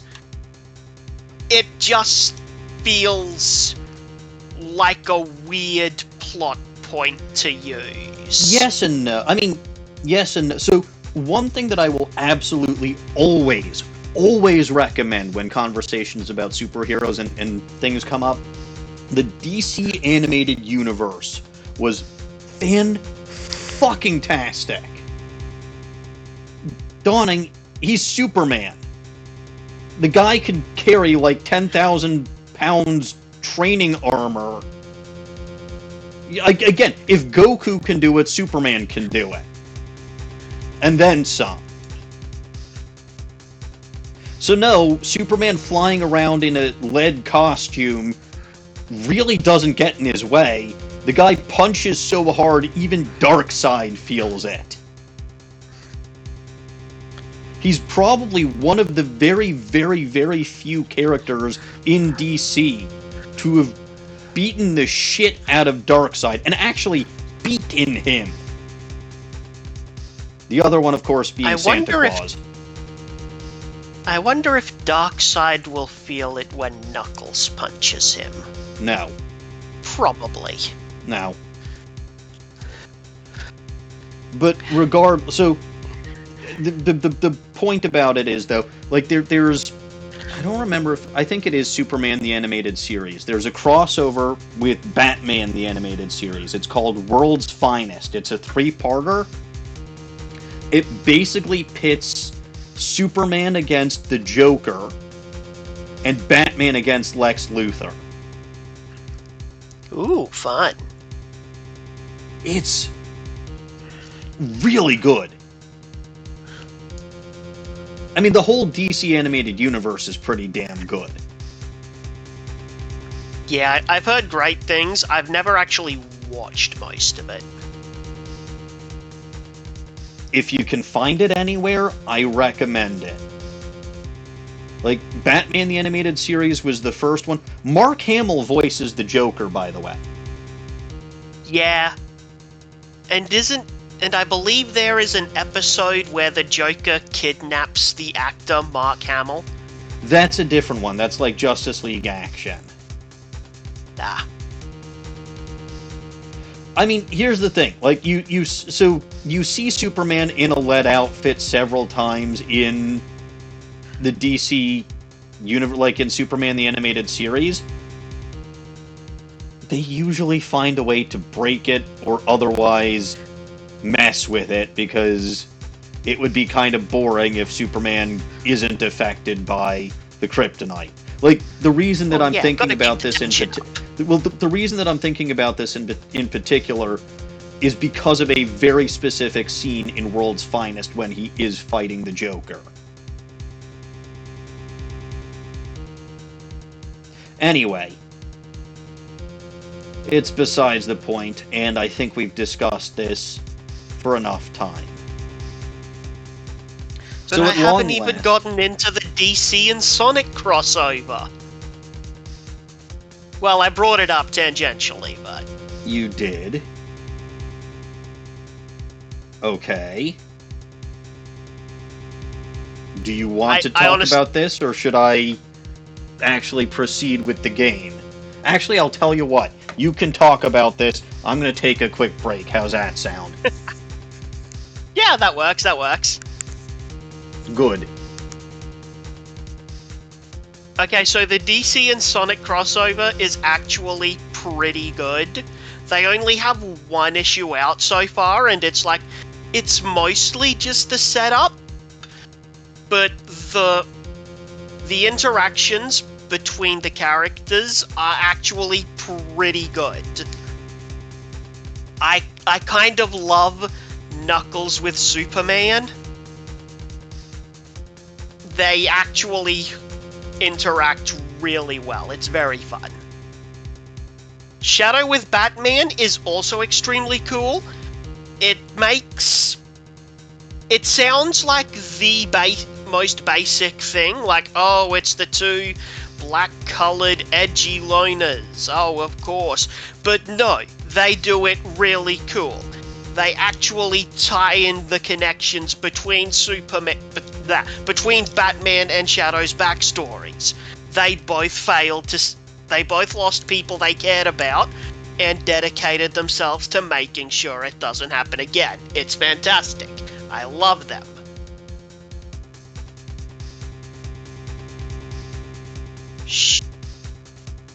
I mean,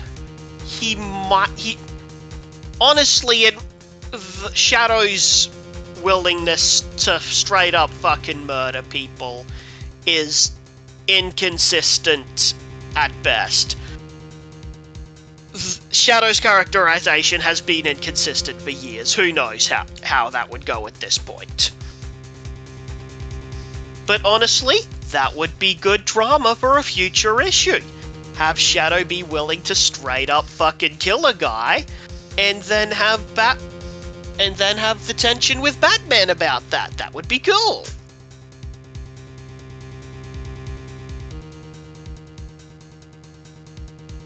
Sonic and Flash is also very fun. They're catty little bitches. It's hilarious.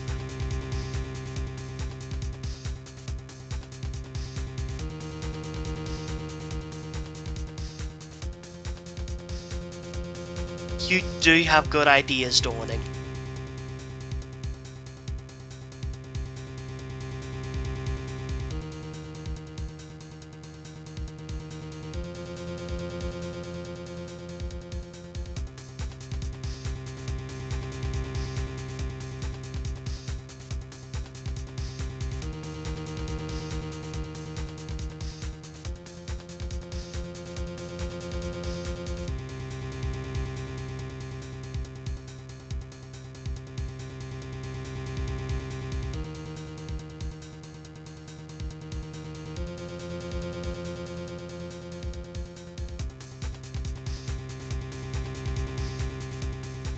Oh.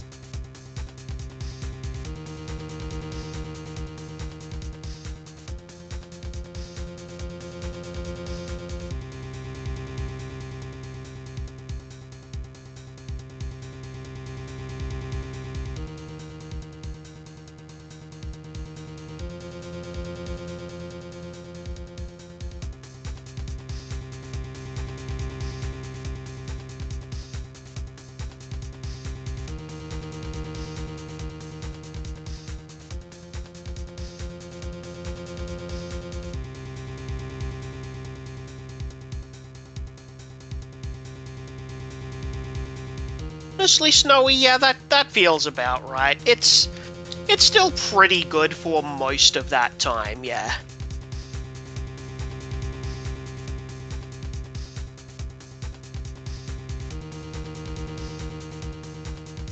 Endgame was a little stupid in a couple of places, but yeah,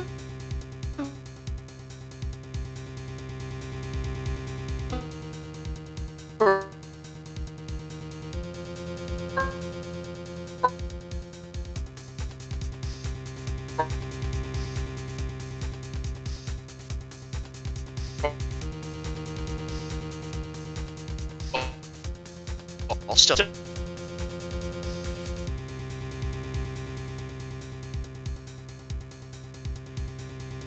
Hello, I have returned. hello. Have you gotten it out of your system? Yeah, I'm done. Okay, good. Alright, let's finally see that brooch then. Oh, wait, it's you. I've grown attached to my metallic girlfriend here. Take good care of her. Okay.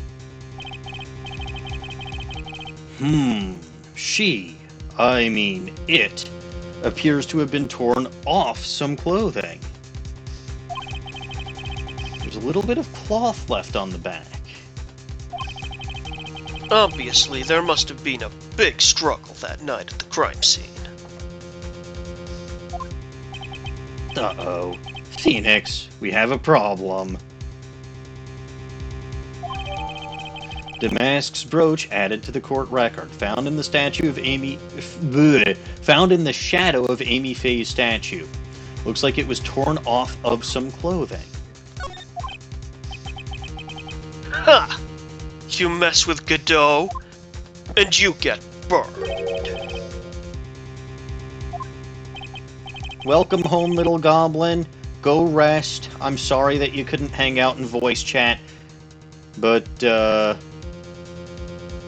it is funny that we're talking about Shadow of Amy when you were just talking about, Sonic, but whatever.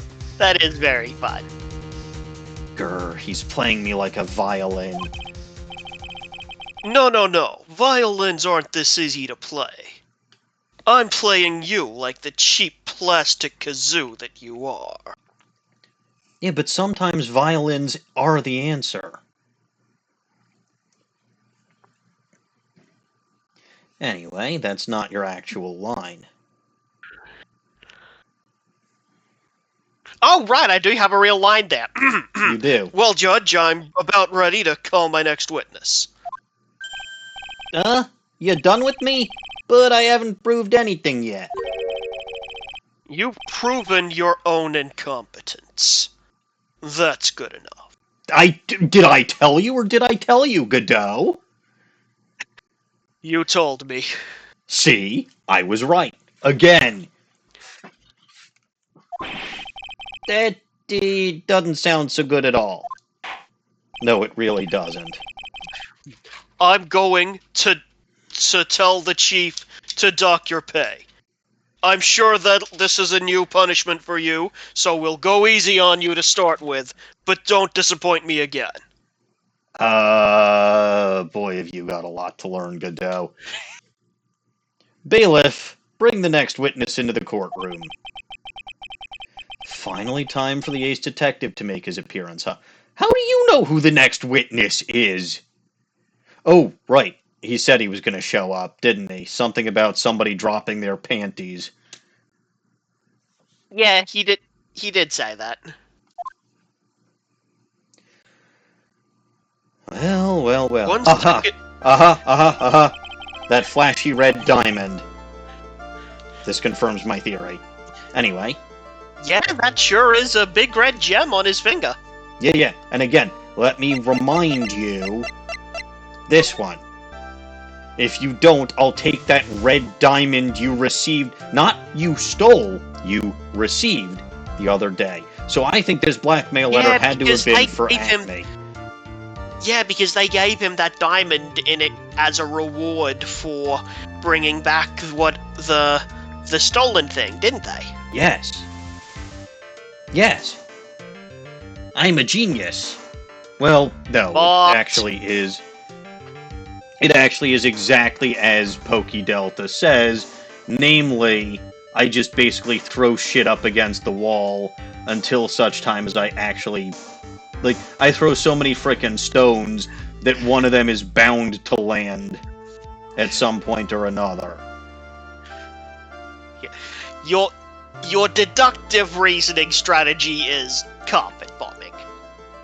It's the same thing in Civilization 3. The solution to most problems is carpet bombing. It works. It really does. I had a very good day in Civilization 3 yesterday. Anyway, your line, sir. 1 second is 1 drip of the coffee pot. Let's hurry it up. Oh, so this guy doesn't have an hourglass with sand. This guy has an hourglass with coffee in it. I kind of want to see that.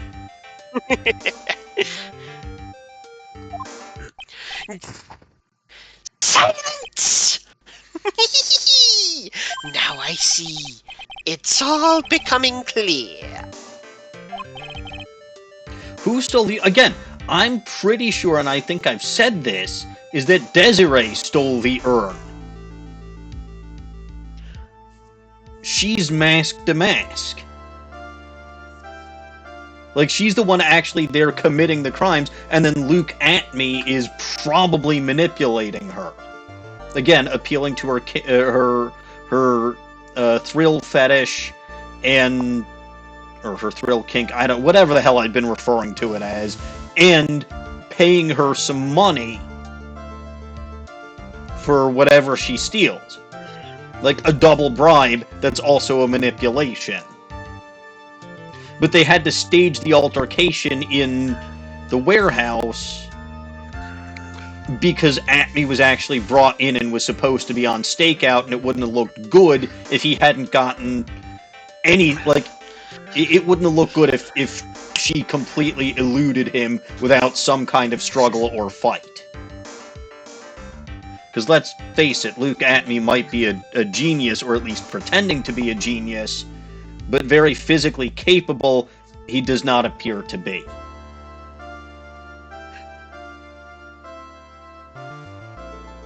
Anyway, what's clear? Svari! The truth has once again been elegantly revealed to me. What we have here is a judge and a prosecutor. A coffee maniac at that. You know who... Am I correct? This guy is fucking Captain Obvious.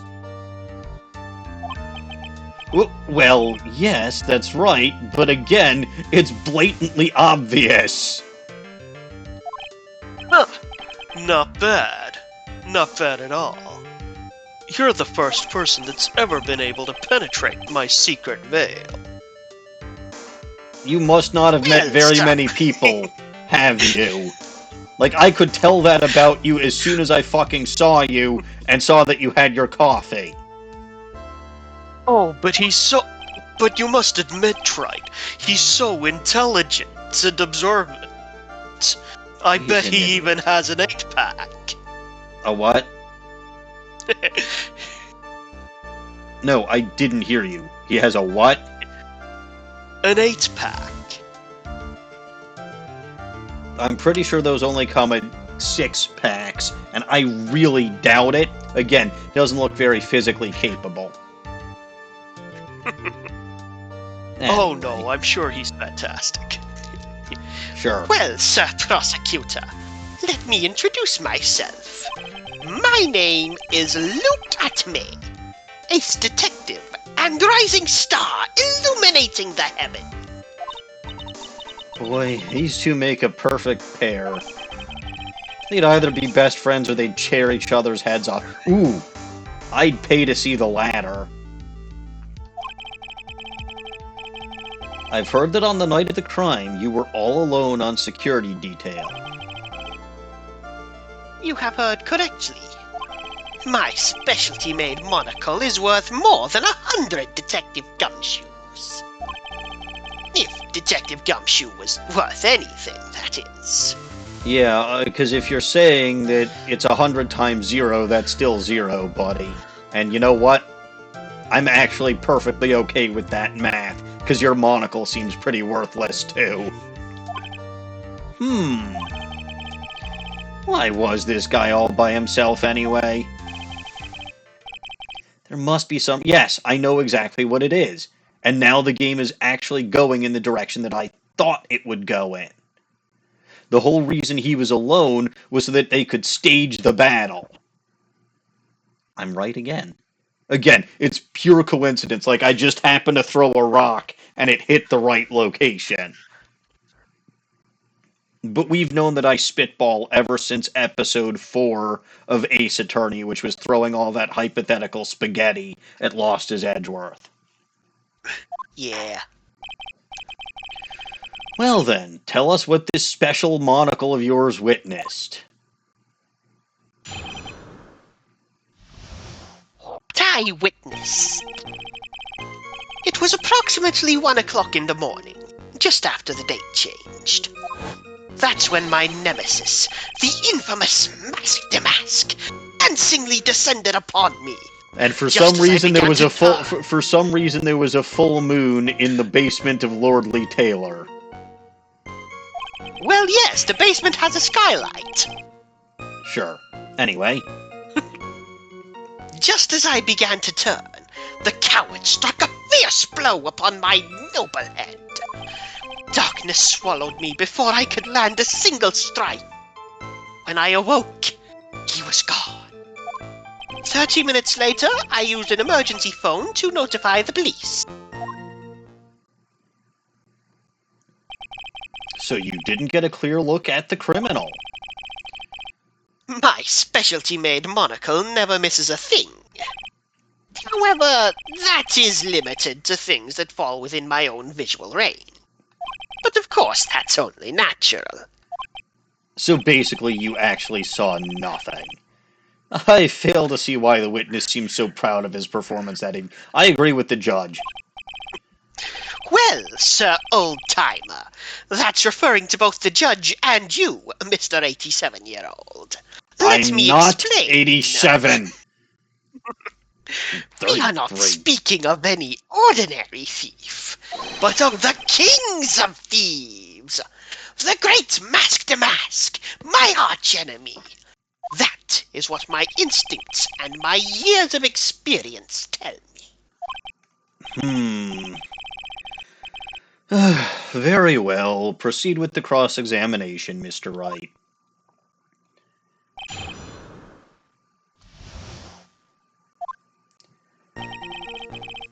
Alright. Press the button! Hold it! So that would be 1 o'clock in the morning of the 12th, correct? That is an impressive deduction, Sir Lawyer. Right. Very impressive. To say nothing of the fact that it actually says... Well, actually, it doesn't really say what the date was on this photo, just that it was 0058. But okay, fair enough. You were on security duty that night. Where exactly were you at the time? A penetrating question! I was in the basement warehouse, near the computer. Near the computer, huh? So then you weren't trying to remain hidden, I take it. Up to this point, I have tried to remain concealed while waiting for the thief. Yeah, he said the same thing yesterday, too. Gumshoe also said that they've never spotted the thief at crime scenes before.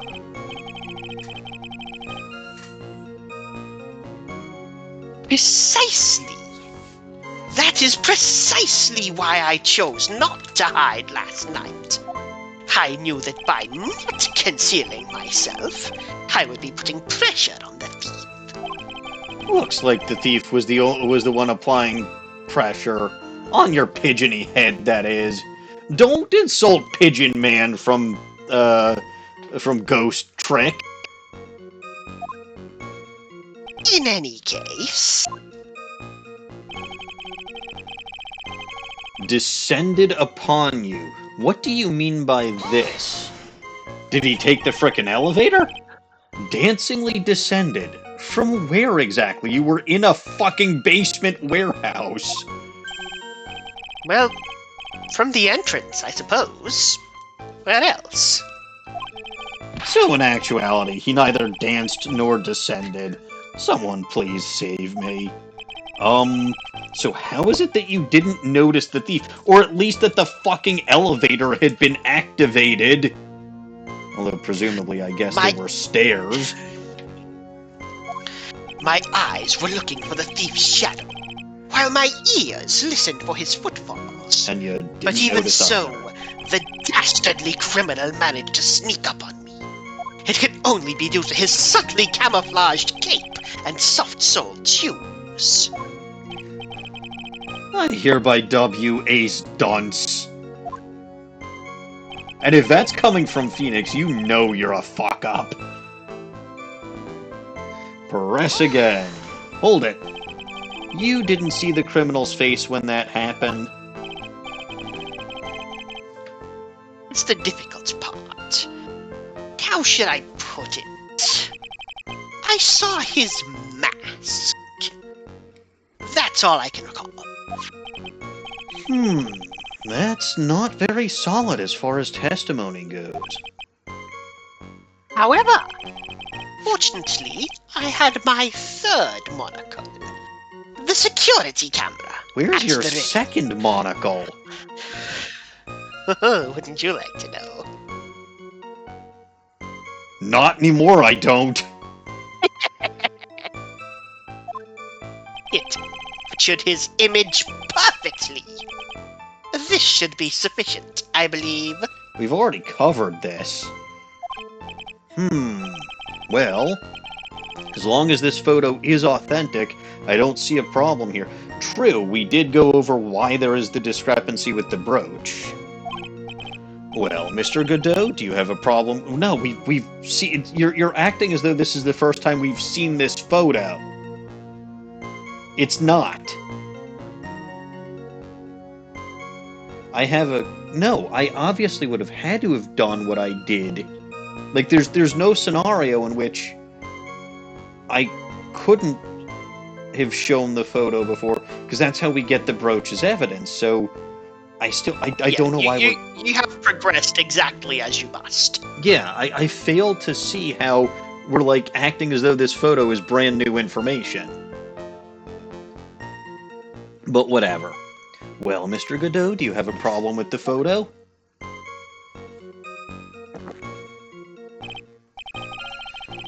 Good. Then let's continue with the testimony. I love how they reuse his coffee smelling sprite for that. I mean, it does shake his head. No, yeah, exactly. That's why it is so perfect. Yes. Attacked and knocked unconscious, and you weren't able to do a thing. That's certainly some very impressive detective work.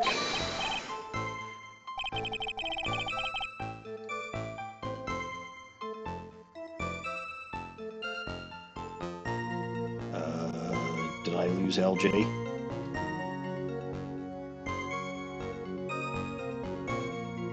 I may have lost LJ. I do have an answer to this question, though. Phoenix has in fact been suddenly struck on the head before by a fire extinguisher. So, yes, Atmey? Yes, he has. Okay, I'm sorry. I sincerely did not hear you finish that line. Oh. So there might actually be something screwy with my audio this week. Anyway, your line. Sir Lawyer, have you ever been suddenly struck on the head? Again, yes, by a fire extinguisher. And what happened? Oh, I didn't actually know that was his line.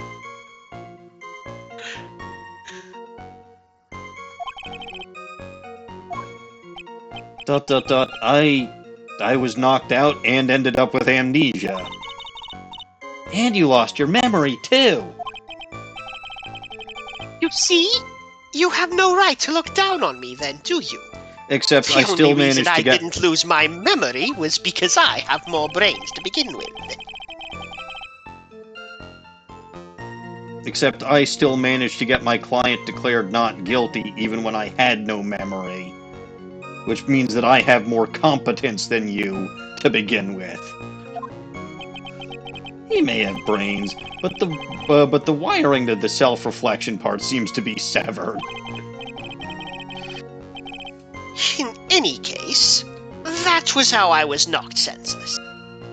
And then...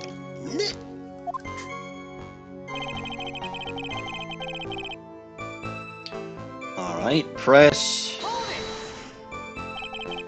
About this 30... I'm guessing he was unconscious for the whole time. About this 30 minutes... My silver cord was loosened, and my soul fled to the golden halls of Elysium. You should have stayed there. I would, but you see, Theseus is there, and he's kind of a dick.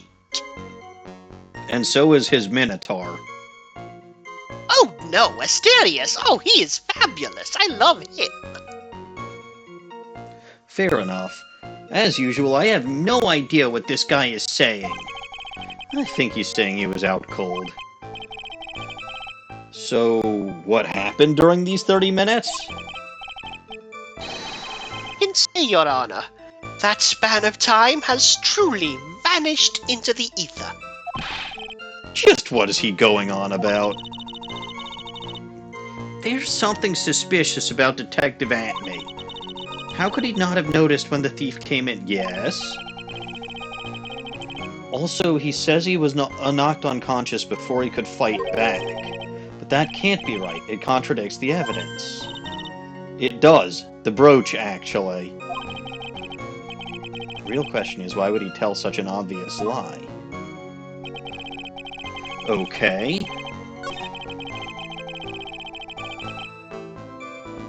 So I'm wondering if there's something that I'm supposed to present on the Dancingly Descended. But I already pressed on that. And I don't think there's anything in the court record.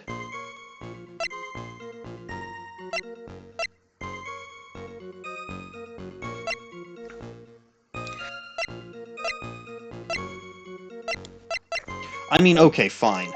None of this is important, so...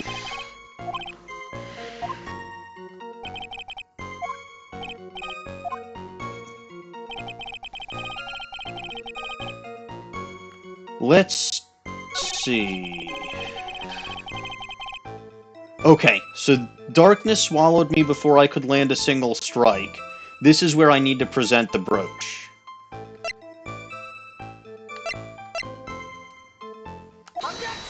Objection! Mr. Atmey, could you take a look at this with that special monocle of yours? Yeah. This belongs to the criminal mastermind, my arch nemesis, Masked Mask. It is, in point of fact, Masked Mask's brooch. It was found on the floor of the basement warehouse. I wonder how that happened.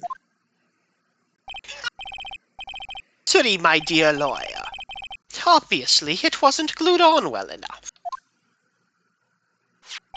Not quite. It clearly shows signs of having been ripped off a piece of clothing. Ripped off? Aha! We can only deduce that the thief struggled with someone that night. That's the only thing I can think of.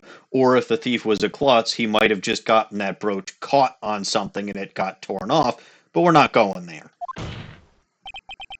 And there's only one person that was in a position to have a struggle with the thief.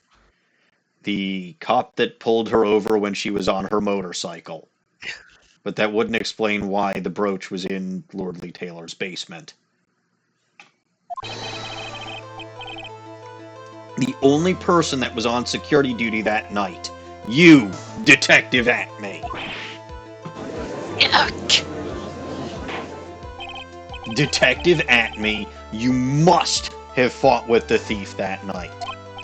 So, why did you lie in your testimony to the court? Witness, giving false testimony is a serious crime, though I can see why you don't think so, because we've done jack shit about everybody who's done this so far. No, wait just a moment, sir, old-timer. Don't talk to me like I'm living in a nursing home.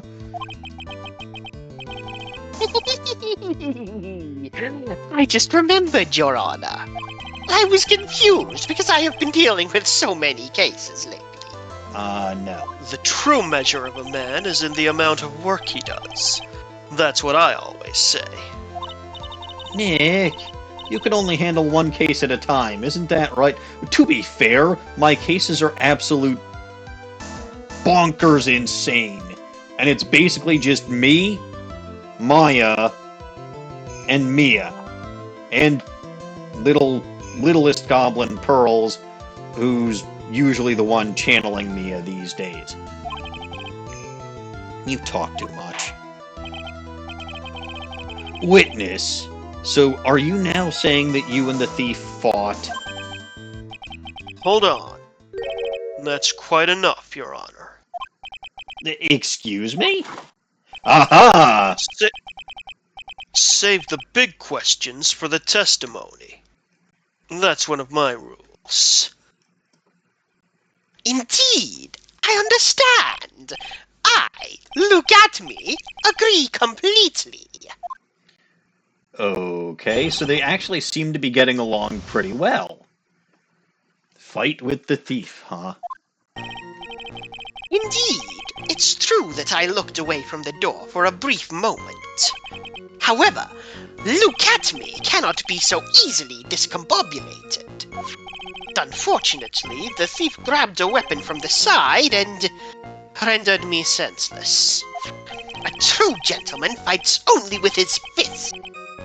But they were not enough. His first blow struck true. Bam. And that's all she wrote. That still doesn't explain when you had time to grab the brooch and rip it. That's not important right now. Also, if he did grab the brooch, it's entirely possible that he would have felt whether or not that was a male or female chest. That could be why he's covering up the struggle, because he doesn't actually want to testify that Mask to Mask is female. So in the end, you did catch a glimpse of Mask to Mask. Correct. It was during his third crime that he struck me from behind. It seems that my memory has become a tad jumbled, so to speak. All those hits to the head will do that. Just talk to Link. He has many concussions. Well, that's I believe he's reached a good 300 by this point. And that's probably an underestimation, because I really can't keep track of that so well.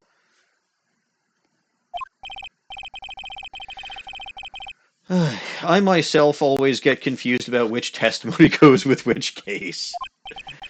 That can't be good.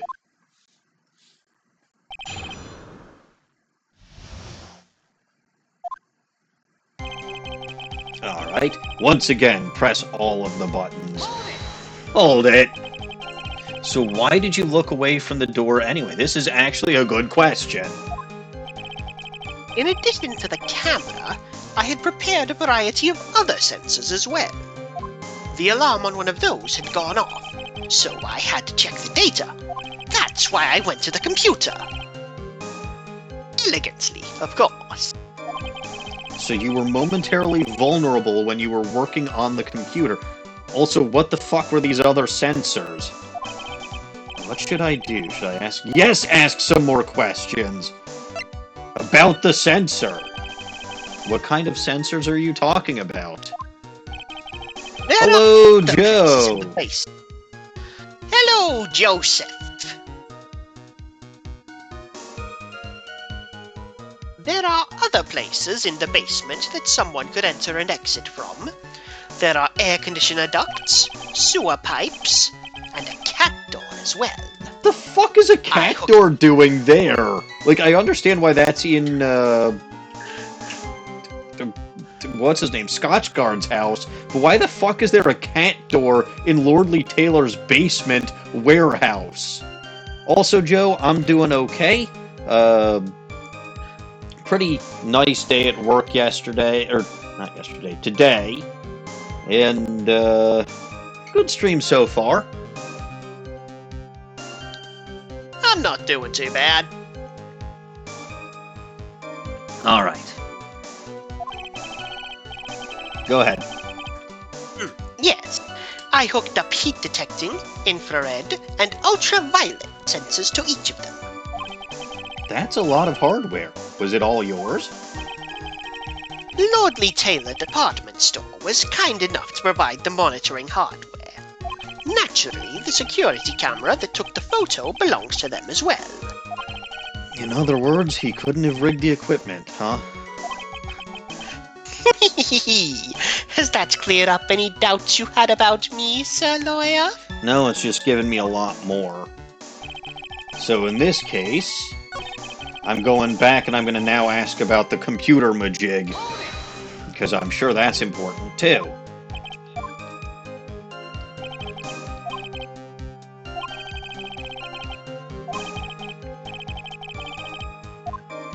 So let's talk about the computer now.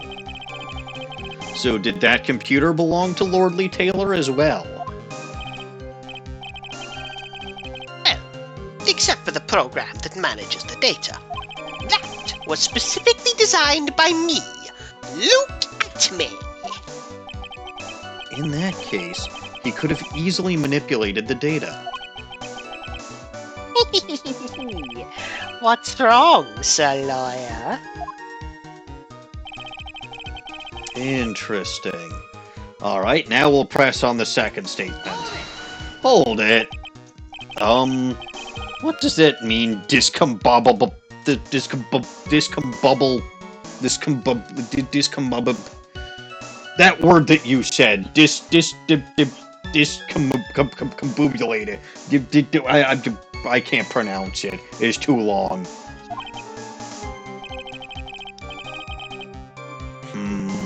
Young people these days, they really irritate me. They allow perfectly good old words to die until everyone forgets what they mean. Sorry, but what exactly does it mean anyway? But now I've forgotten. What was I saying? Aha! He's been discommunicated. Something or another. Jeez, it's better than old people who forget what they were saying 5 seconds ago. Well, looks like we've cleared that up. You can go on with your testimony. Literally, we did not even answer the one question that Phoenix asked. Well, in a very literal sense, we did, but, like, technically nobody answered the specific question. I want to go tell your mom something.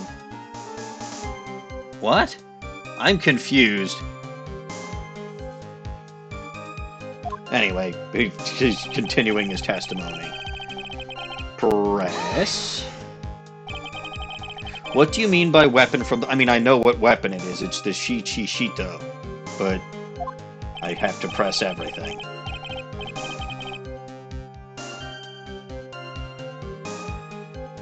Hold on a tick.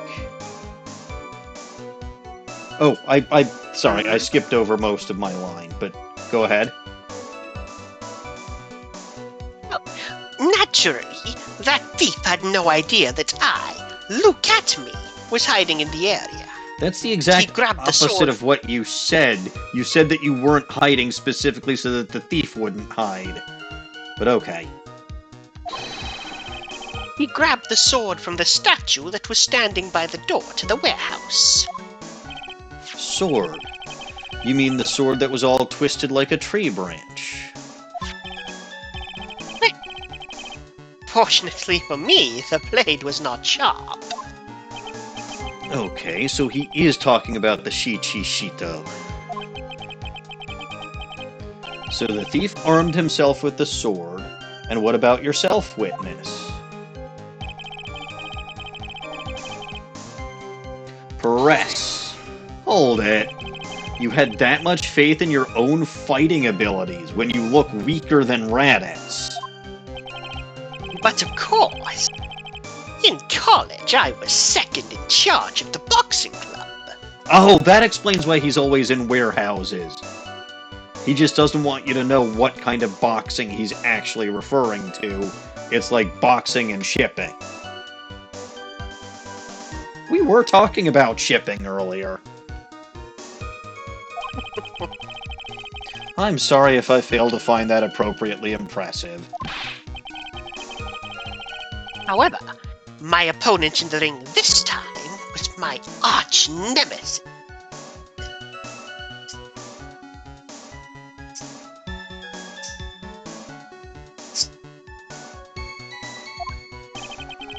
This guy is a... Oh, go ahead. I didn't say anything. Gotcha, okay. This guy is a real piece of work. And press on that.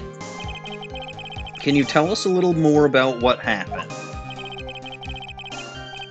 My opponent was both powerful and vicious. You might say he was powericious. Powericious.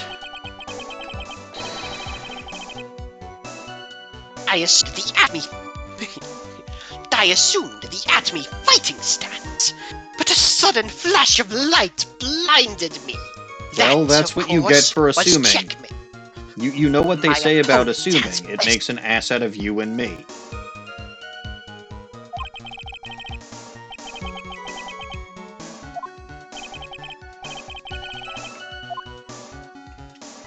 You were blinded. So what was this flash of light that blinded you? I was bathed in a golden light that seemed to come from the statue of the woman. Interesting. The statue of Amy Faye, I'm guessing. Well, that wasn't very much help at all. What do you think, Nick? Well, there's one thing that I'm absolutely sure of now. Yeah, what is it? This Luke Atmey guy, he's definitely hiding something. But why? I think I'm starting to figure out what really happened that night. About the true nature of this defective detective. Alright, so now I'm gonna press about the Atmey fighting style. Not that I suspect that's actually gonna get me anywhere, but let's see.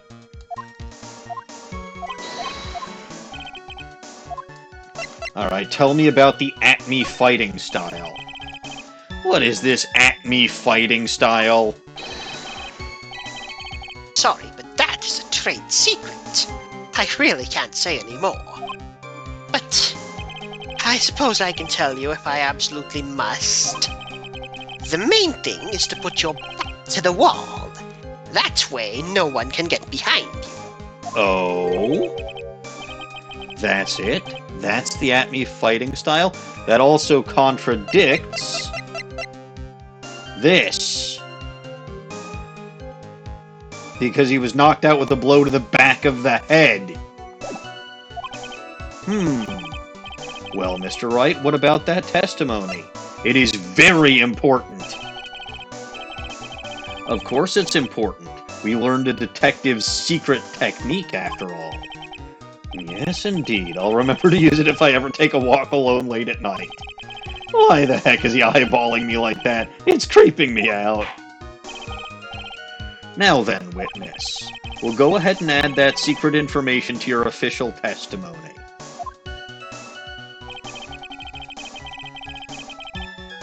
This is a new line, LG. Oh, yes. I put my back to the wall to fight, but the thief's blow landed upon my third eye. I'm going to press, even though I know what to present, but I always press. Hold it. Where is this third eye you're talking about? Well, it's the camera. No, it's right between my right and left eyebrows. It's quite invisible to the unenlightened. You may call it the forehead, if you like. Why didn't you just say that in the... Well, no, he was talking about his third monocle earlier, which means that the camera must be his third eye. What a doofus. He can't even keep his story straight.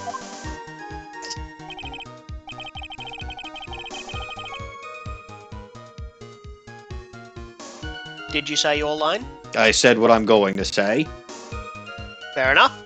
Sir Lawyer, it looks like the creases in your own forehead are getting deeper. So, Mr. Atmey got hit on the forehead then? That's what he says. I've got a funny feeling about that. Actually, so do I. Well, what do you think, Nick? Well, there's one thing I'm absolutely... Yeah, seen this already.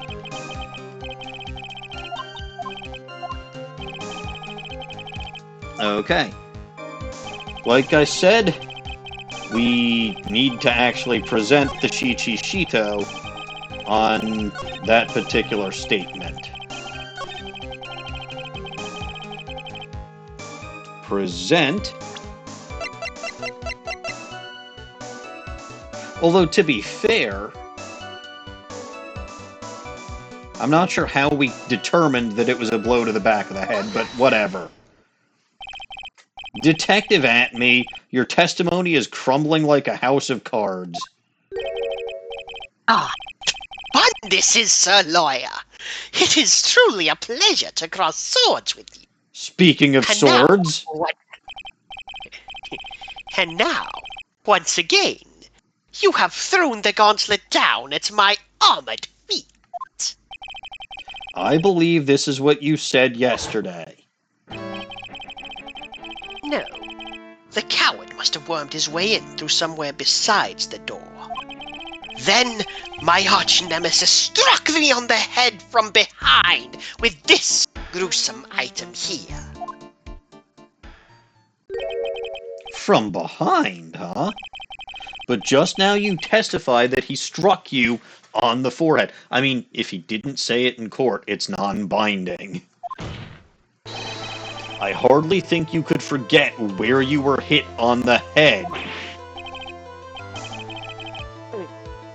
It seems I've made another mistake. Oh no, perish the thought. Detective Atmey, that's not the only strange part of your testimony. Well, what do you mean by that? For example, the very fact that you hid the calling card from the police, well, you never actually testified to that in the first place, but sure. The very fact that you hid the calling card from the police itself is strange. It's almost as if you were afraid they were going to help with security. Aha! It's going exactly where I thought it was. It is. Atmey didn't want anyone else there so that he could stage the fight between himself and Mask to Mask and actually let Mask to Mask get away with the urn. Because apparently somebody thought that thing was worth something. Geniuses such as myself have always been misunderstood. How sad. That's wrong. That's a fun objection. Go ahead. Yep. To err is human. To forgive divine. Humans aren't machines. They have souls. Feelings. They live. They die. They love. They hate. And yes, they even make mistakes. Objection! Hey, hold on. It's not as petty as that. Or it's not as pretty as that. Really? What's it like then? I love his slamming down his coffee animation. Everything about this guy is funny. Exclamation mark. Always chase a riddle down to the end. That's one of my rules. You have a lot of those. This is it. This might just be my chance to turn things around. Mr. Wright, what exactly is it that you're asserting? Very well, Your Honor. The defense asserts that Mr. Atmey is no ace detective, this Mr. Atmey is a fake, or Mr. Atmey is masked to mask. This Mr. Atmey is a fake. No. Mr. Atmey is masked to mask. The answer is simple. It's all clear to me now. Detective Luke Atmey's true identity is actually mask to mask.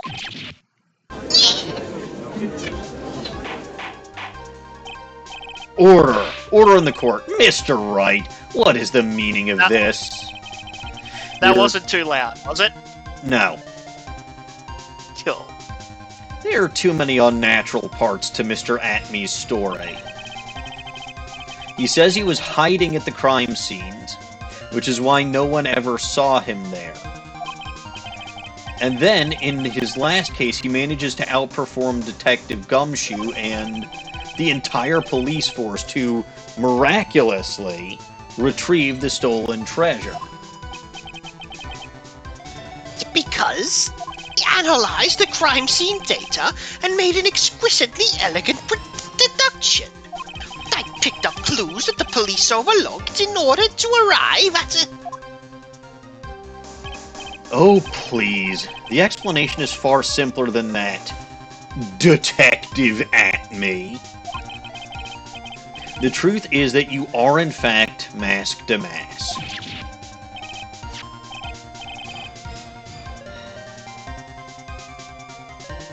If you irked, I didn't hear it that time.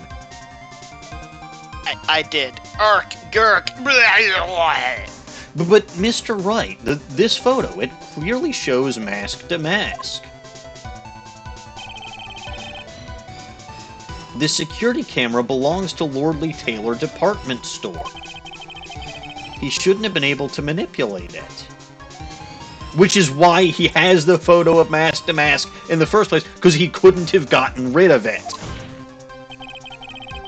He didn't need to manipulate it. He gained access to the warehouse under the pretense of providing security.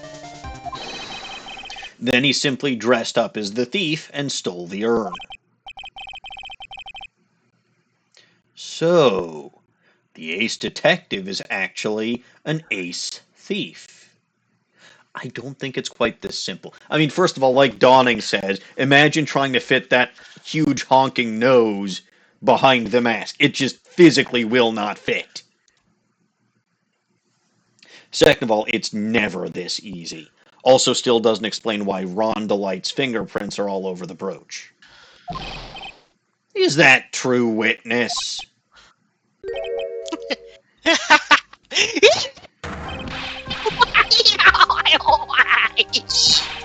Mask the Mask symbol is pure genius!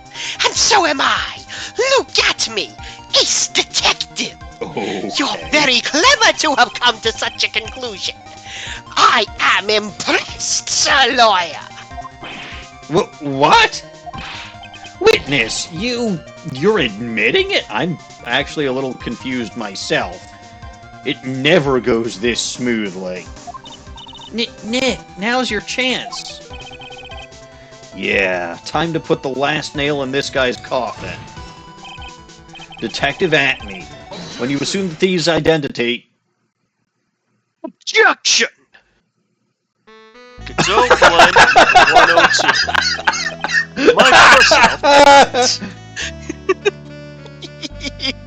Okay, that counts. He threw the thing, yeah. Well, he doesn't have another cup of coffee yet, so he disposed of that one, but doesn't have another one. It counts once he gets the new one. Okay. Godot Blend... wait, that's your line. Yeah. Godot Blend number 102. My personal favorite. Mr. Godot! The ace detective is actually an ace thief. I smell a best-selling novel. there's only one problem. It simply isn't true. But Mr. Godot, Mr. Wright has made... I love how Phoenix is just standing there with the cup of... First of all, that is some excellent balance to have that coffee mug stuck on his head like that. He's not even fighting back, he's just shell-shocked. Look at those eyes. Mr. Wright has made some very strong points, and I will admit that my opponent has woven a compelling narrative out of whole cloth. But it is, in fact, nothing more than a patchwork quilt. Mr. Trite, if this detective really is the thief, then show us the proof of your claim. But it had better be as hot and as perfect as the coffee dripping down your face. To be fair, I don't think I have direct evidence of that.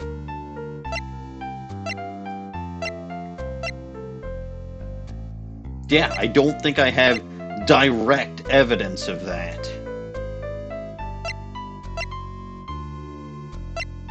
I mean, I have evidence that Ron wasn't there. But I don't have evidence that says Atmey was the thief, which I suppose is understandable. Well, Mr. Wright, don't just stand there. This court would like to see this decisive proof you have quickly. Huh? Oh, yes, of course. What's the big rush? How did he get cleaned up so quickly? And where did the coffee mug go? Questions we will never get the answers to. Are you all right, Nick? Atmey looks pretty rattled right now. I'd like to finish this right now if I can. But can I really do... No, I really don't think you can. You don't have definitive evidence.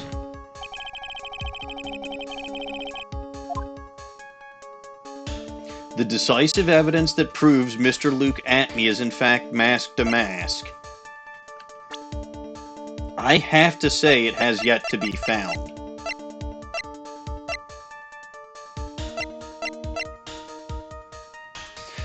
I have another question. Yeah? Godot made a specific point that Ron's fingerprints were on the brooch. Why is that not listed in court record? He did say. He did, but it's not there. Found in the shadow of Amy Faye's statue, looks like it was torn off of some clothing, is all that it says. It doesn't say it has Ron's fingerprints on it.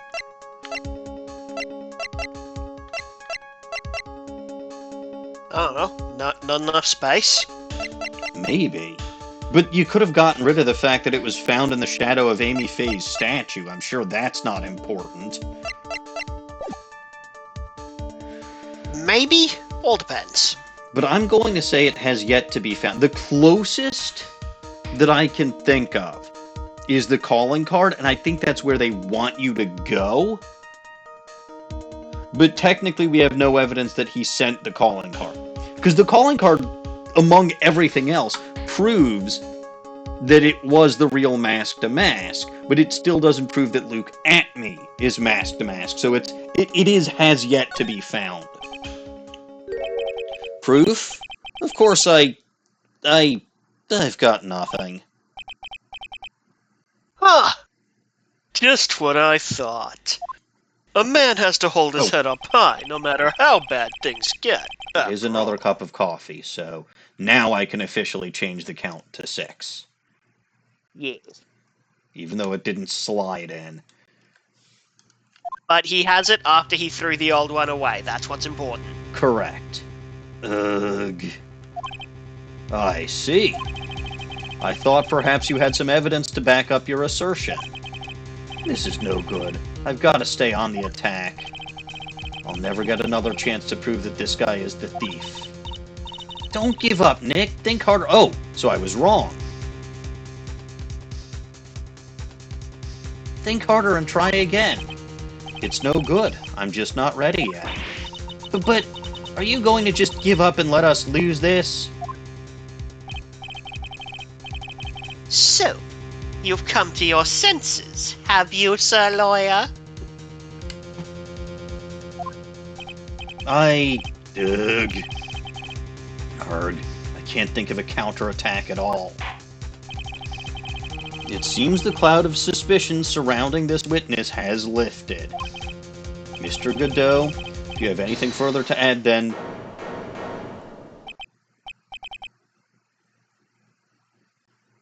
Who was that said to hold it? Question marks. So is it a you voice or a me voice? It's a you voice. Hold it! Who? Oh, it's her.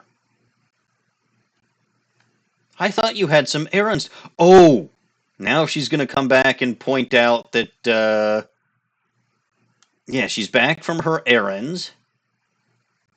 And she's going to say, hey, I just saw Mask to Mask, and she's going to have pictures or something like Peter Parker taking photos of Spider-Man. Who are you? That doesn't really matter right now, does it? Ms. DeLite.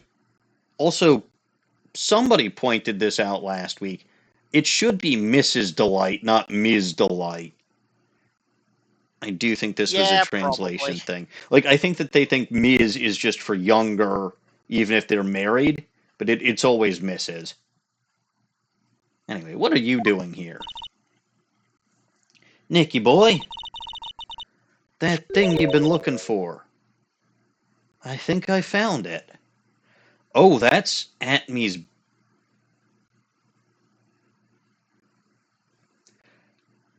Oh, holy fucking shit. So I remember that I felt something smooth and hard in Atmey's bag last week. And no, that's not a euphemism for anything.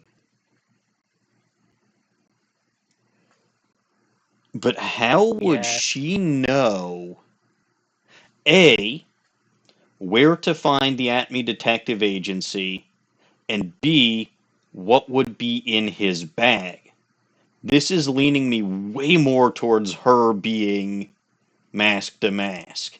And she's thought of a way that can get both her and her husband off the hook by throwing Atmey under the bus. She's smart. I mean, she also would know that Atmey was involved in this nonsense because he was the one giving her money. You mean that bag? No, not the bag. What's in the bag? Well, that's the sacred urn, Nick. Wait a minute, that actually says Amy now, and it's got a bunch of pink on it. Interesting. Nick, it's the urn. And it actually looks put together better than I've ever seen it. Order, order, order.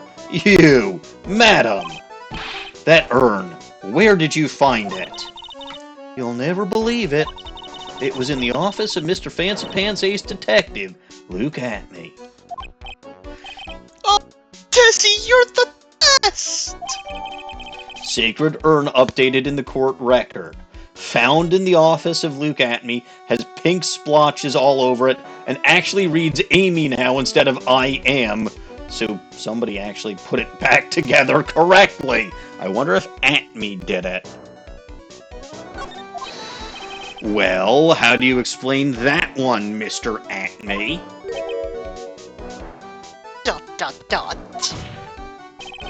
Even you are going to have a hard time weaseling out of this one.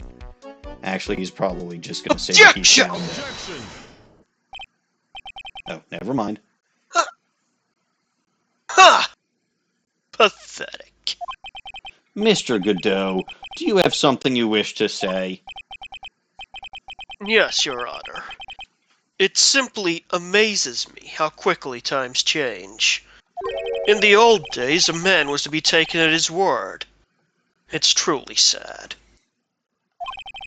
You're still denying that Mr. Atmey was involved? Before casting aspersions at Detective Atmey, consider the young lady here. True, we have no idea who she is. Your name is Desiree. Desiree DeLite. Is that correct? Yes, what about it? Aha! How charming. The So lengths that a woman is willing to go to save her husband is truly inspiring. Yup, I figured he was gonna go there, but I don't think she's saving her husband. I think she's saving herself, proving her husband's innocence, and tossing Atmey under the bus at the same time. Although, again, if my overarching theme of the game from last time was sort of correct, I thought it was going to be stupid men destroying or fabricating evidence to protect their partners. I suppose it could go the other way around. The woman could be stupid and fabricate evidence to protect her husband. Makes sense. Anyway. What are you insinuating? Ooh, as the wife of the criminal, you could have discovered that stolen urn anywhere, including the office of the good detective here. So you found the urn. What does that prove? It certainly doesn't prove where the urn was before you found it. What? I just brought it here from the detective's office, but technically nobody can prove that. Please, madam. This town is already filled to the brim with lies. Any more could only compound the tragedy we have been witness to. You're wrong. I would never do such a thing. Ms. DeLite. Please, Nicky boy, you've got to help me talk some sense into these people. There must be some way. There is. There is. It should have my fingerprints on it. Gotta prove that urn was actually in the Atmey Detective Agency. I didn't see it, but I had my hand in the bag and I touched it. So, testify about what I saw. I didn't see anything. Saying I can't prove anything yet is bad. It's fingerprints. I know it is. I can prove where the urn was by the fingerprints on it. Fingerprints, eh? Now, you're really making me laugh, Sir Lawyer. Fingerprints indeed. ... May I go on? Good. Now, it would be perfectly understandable if my fingerprints were on the urn. After all, it was I who was guarding the urn in the first place. You also wear gloves. In any case, so... I'm always in the habit of wearing gloves, as you can see. So unfortunately, my fingerprints wouldn't be evidence of anything. It's not yours that I give a shit about, it's mine. What about it, Mr. Wright? The witness's fingerprints would mean nothing anyway. Nick, what are you going to do now? I've come too far to turn back now. Atmey must have brought the urn back to his office yesterday. And there, I'm sure, yes, you left fingerprints on it. The defense proposes the fingerprints of this person should be on the urn. Amy Faye's statue. No. Me.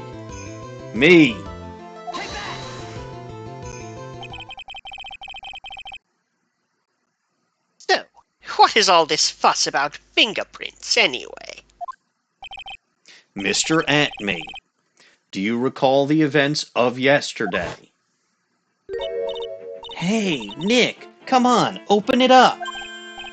Hey, wait a minute. We can't just open his private property. Don't be such a fuddy-duddy. This is an important investigation. Well, what's in there? Hang on a sec, I'm taking it out now. Whatever it is, it feels kinda hard and smooth. Again, I thought that might be a euphemism, but no. Well, hello there. It's true that I didn't get a chance to look in the bag at that time.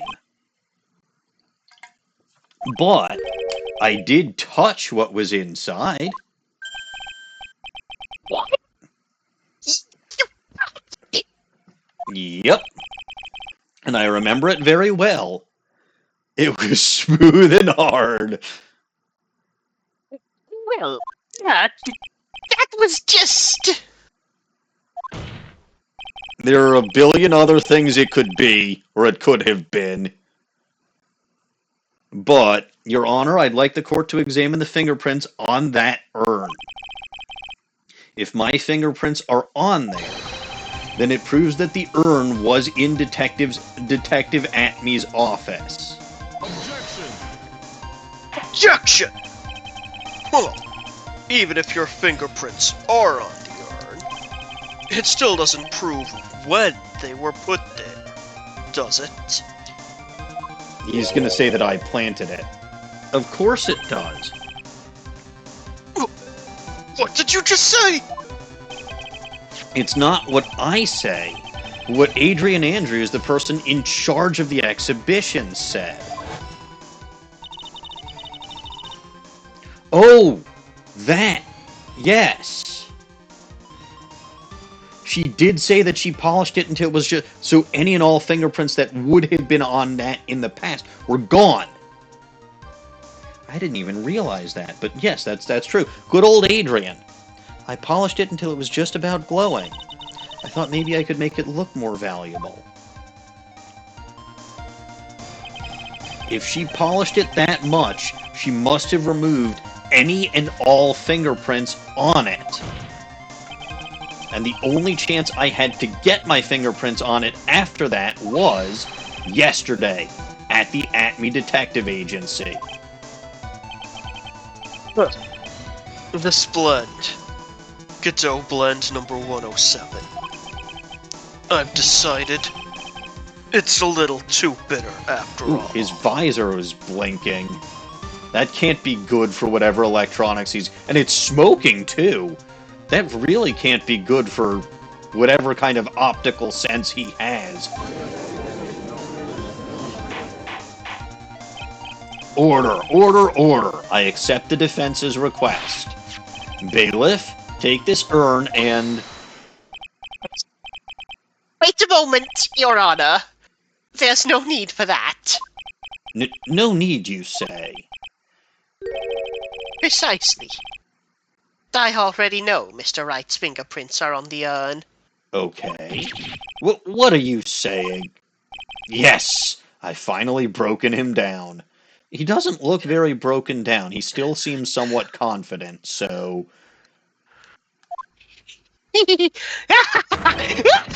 Okay, never mind. Take a good look, everyone. Unable to find a rival worthy of my genius, I was forced to create one by myself. Here I am, the tragic clown. This guy is nuttier than a fruitcake. You see, it was me all along. I am the one and only Master Mask. I hope you all enjoyed my little performance. It's not this easy. It's not this easy.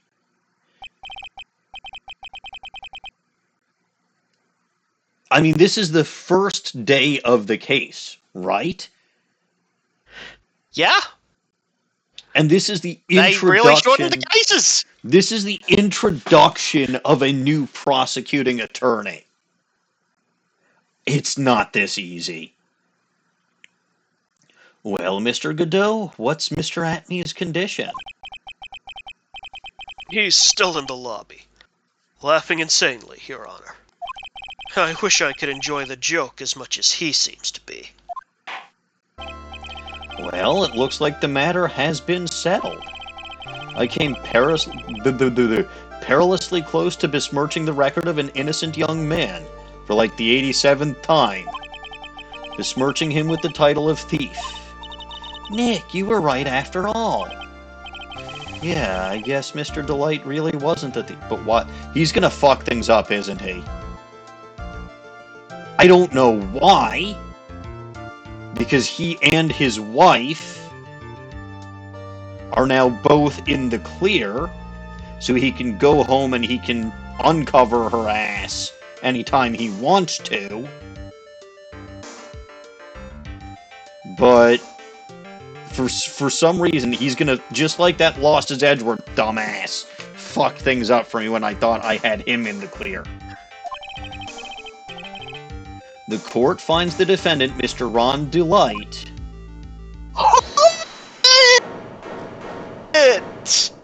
You're wrong! Wrong, I tell you! I mean, not exactly wrong so much, but actually not right is what I was really trying to say. Oh no, he's not. This can't be happening. The thief! The sneaky, odious thief who's been stealing all the treasures! It's me! I'm him! I'm the one you want! I'm the thief, I tell you! So do it! Pronounce me guilty, please! Jesus Christ, is living with Desiree that much of a... Oh, she must be brutal with him during sex. That's the only explanation I can think of for why he wants to get thrown in jail. Wants a break.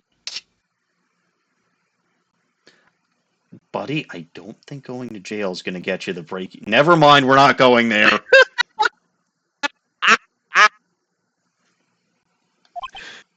Dot, dot, dot. Dot, dot, dot. I don't know what kind of kangaroo court you all think this is. I mean, I thought this was a food court, but sure. But... Objection. The true identity of the thief has already been proven. Please hurry and pass Judge... What are you talking about? I already confessed! I'm the thief, I tell you! Buddy, I've had clients confess to shit that they haven't been guilty of before. Just... Hey, Desiree, I know you're still here. Would you, like, put a fucking hand over his mouth or something? Aha! Another one.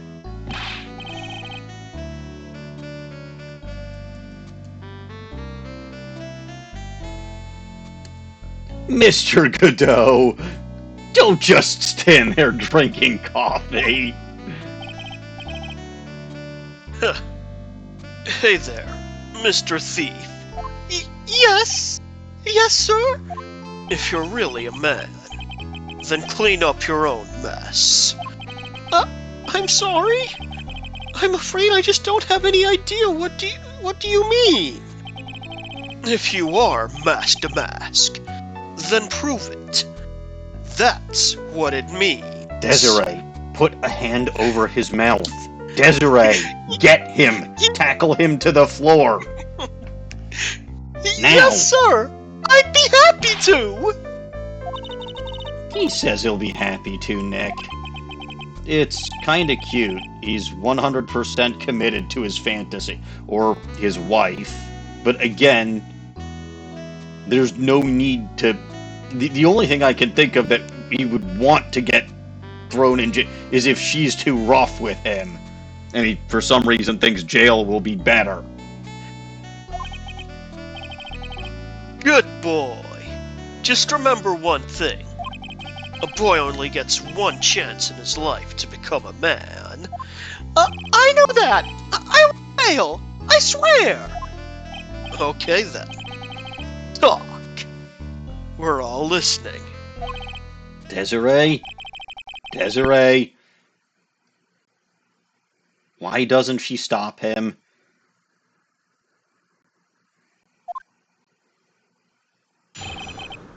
Mask to Mask's identity. The truth is, I've been Mask to Mask all along. I mean, you can't prove that I'm not actually Mask to Mask, can you? I don't have an alibi for the night the urn was stolen, after all. I donned my costume that night and dancingly descended upon the scene of the crime. Look, you can see right there in the photo! That's me! As for my brooch, I snagged it on the door handle and it got torn off. That's all. I don't like the direction this trial... I don't like it either, Judge. But this is how every trial goes, at least with me anyway. I like to think that the judge has much simpler cases, except for the ones that specifically involve Phoenix. He just causes so many problems. He probably does. Anyway, you have some lines. Huh, you're doing great. Stop it, Mr. Godot. You're embarrassing me. Okay, Like I'm pretty sure he's bisexual. Like I said, you're only going to get one chance to testify, alright? But if you make it through this with flying colors, I'll keep my promise too. I'm sorry, what? I'll make sure you stay locked up in prison as the one and only true Mask to Mask. Thanks so much, Mr. Godot. I'll do my best. Why does he want to be thrown in LG, I'm so confused. I'll be honest, I cannot specifically remember Ron's motives for being this insistent about the whole thing. I'm kind of rediscovering this as we go too. Again, there are only two things that I could think of that would motivate him. One is pure dedication to his wife and not wanting her to go into jail. But we don't have to fucking worry about that because Luke Atmey is going to go to jail now. Two, again, he thinks jail is going to be safer for him than his own bedroom, presumably.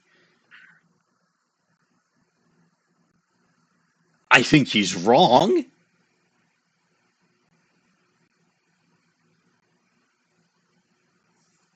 But those are the two stones that I'm throwing here, and neither one of them makes actual sense. I mean, first of all, the first one is blatantly, again, with Atmey's... And Atmey did confess. So with Atmey's very loudly confession... and dramatically. Yes, with Atmey's confession, he doesn't have to worry about his wife going to jail anymore. And he gets off scot-free also. And then my second stone... While they may hint at some of this stuff, I really doubt they would actually make that his motivation for tanking his own case when he was about to get off scot-free. But anyway. Alright, Mr. Wright, I'm afraid it's time for the cross-examination.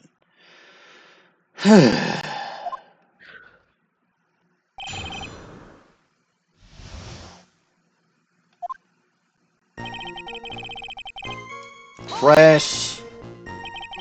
You may think you're the real Mask to Mask, but your wife thinks you're delusional. I haven't told Desi yet. About my true identity, I mean. Believe me, I've got my reasons. With the way your room is decked out, how could she not know about it? If she was Mask to Mask, she would. Even thieves have complicated family situations, I suppose. What should I do? It sounds like we're about to get sidetracked again. Press harder! So why are you withholding the truth from your wife? Well, first of all, I don't think she'd believe me anyway. And second, if there's one thing that Desi absolutely detests, it's criminals. If that's the case, then why did you ever start thieving to begin with? Well, Desi is crazy about shopping. She's a real shopaholic. But she's the love of my life, Your Honor. I guess you could say I'm a Desi-aholic. Okay, there goes theory number 2. It reinforces theory number 1, but again, both of you get off scot-free with Luke Atmey being chucked in jail, so there's no need for this sort of heroic behavior, unless you think she's just gonna be even more in love with you for protecting her like that. But she won't. Like, she's gonna think you're a stupid for not taking advantage of the opportunity to both of you get off scot-free. Anyway. So you do have a complicated family situation after all. Alright, that's enough. Please continue with your testimony, I beg of you. Also, she hates criminals, except she definitively is one, even if she's not demask. Because she's speeding. She was in a car chase. Yeah. Even if speeding isn't necessarily a crime, when a policeman is trying to pull you over and you run away, that in and of itself is also a crime. Anyway, I'm pressing his second statement. You can't prove that you are demasked. Hold it. I thought you were going to be the one to show us the proof. You know, that you're the real masked demask and not just some kind of obsessed fanboy. No, that's not fair! Why do I have to do all the hard work anyway? Because we've proven that it's someone else. Maybe because you're the one making the outrageous claim for a change. Yes, Phoenix isn't wrong. Come on, Nick. You know that Mr. DeLite couldn't have committed that crime. You're the one with the fancy law degree. Oh, right, she wouldn't know that Phoenix was an art student because she didn't meet him until after he was a lawyer, so I guess she assumes he has a law degree. But he doesn't. He has an art degree. I need some kind of proof Ron couldn't possibly be masked demask. Well, I guess if you had that kind of proof, we wouldn't still be here, would we? Court record.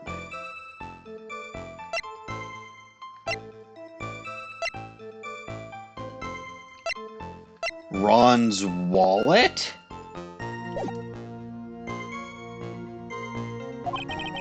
For the time being, maybe I need to shift strategy. I should try to show that Mr. DeLite couldn't... Yes! Anyway, I don't have an alibi for the night the urn was stolen, after all. Press. You've got no alibi. I've been a judge for a long time, and this is the first time I've ever heard a defendant brag about having no alibi. I was in Lordly Taylor that night! No, that's too vague, even for me.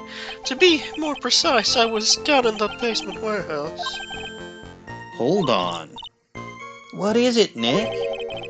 Where was Ron DeLite when the crime... Yeah, his wallet. Where was Ron DeLite when the crime happened anyway? If we can prove he had an alibi after all, this case will be a piece of cake. Delicious cake. He might be going for some of his wife's cake. Well, you're right, but...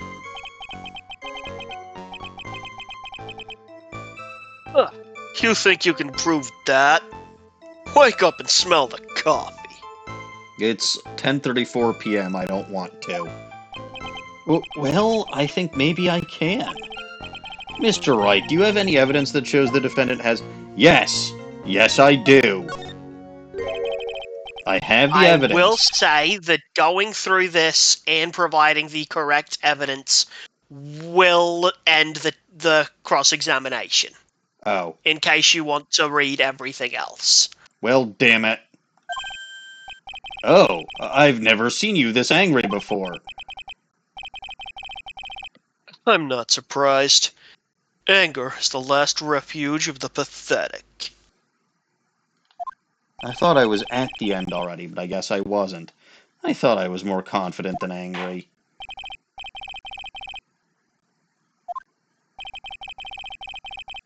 Well, I guess I'm deliberately getting myself a penalty, huh? Take that! Does someone want to actually redeem that so that I don't feel like an idiot? You know what?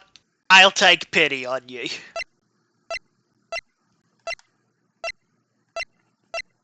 Where is it? It should be in there somewhere.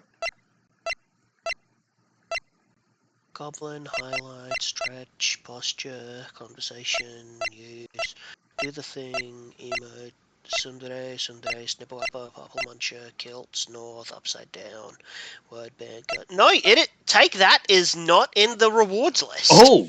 Hold on a tick. Why is take that not there?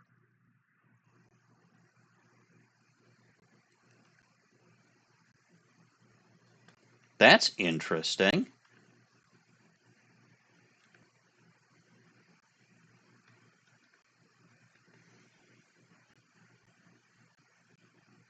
When and how did I disable that? Oh! I think I disabled that when I was doing the romance game. Okay, it should be back. Yeah, when we stopped playing Ace Attorney for a while. It should be back. Yeah, here it is.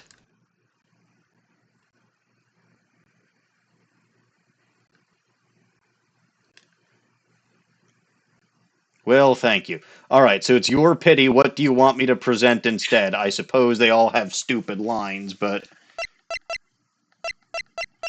Well, they all have the same line if they're incorrect, but what would be the most comedic thing for failing to prove Ron's alibi? Present the security photo. That'll show them that Ron isn't masked to mask and he wasn't there that night. Fair enough. Take that! Here's the evidence. Ha! It looks like I was right. Mr. Trite, the more pathetic a man is, the more likely he is to start pointing fingers. For some reason, the good prosecutor really wants to prove that I'm pathetic. That's because you are pathetic, and so is your evidence. Oops, I guess I was wrong again. I told you I don't have an alibi!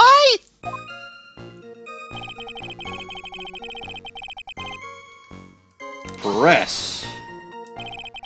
Dancingly descended from where exactly? And why are you using the same phrase that Luke Atmey did? Well, from the entrance, I suppose. Where else? So in actuality, he neither danced nor descended. Someone save me. Again. I guess he thinks descended sounds more heroic or thief-like or something. Anyway, I was at the crime scene, just like I said!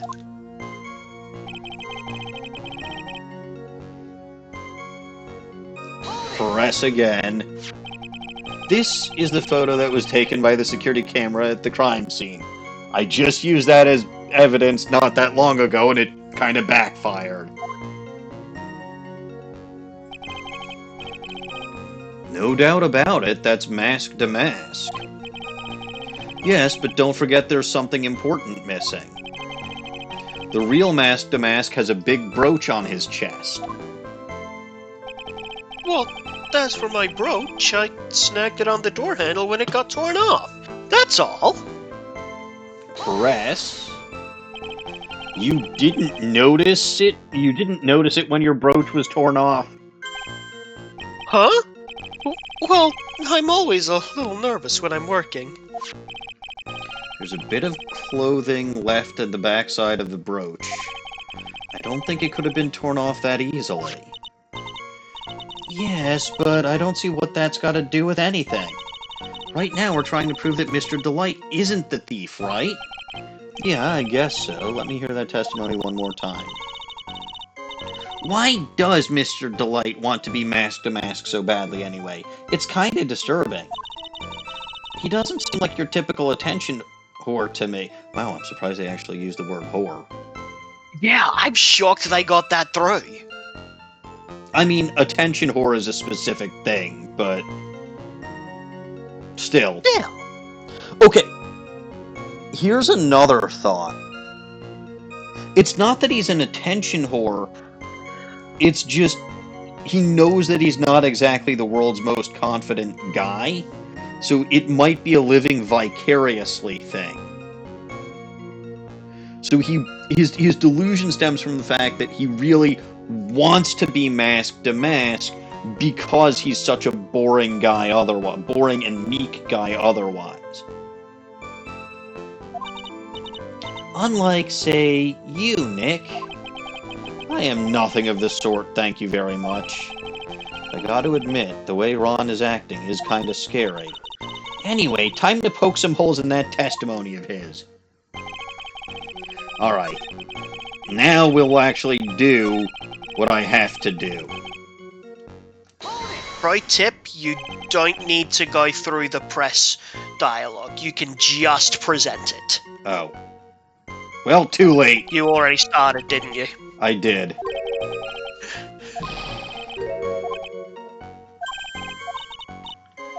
But that does make sense, actually.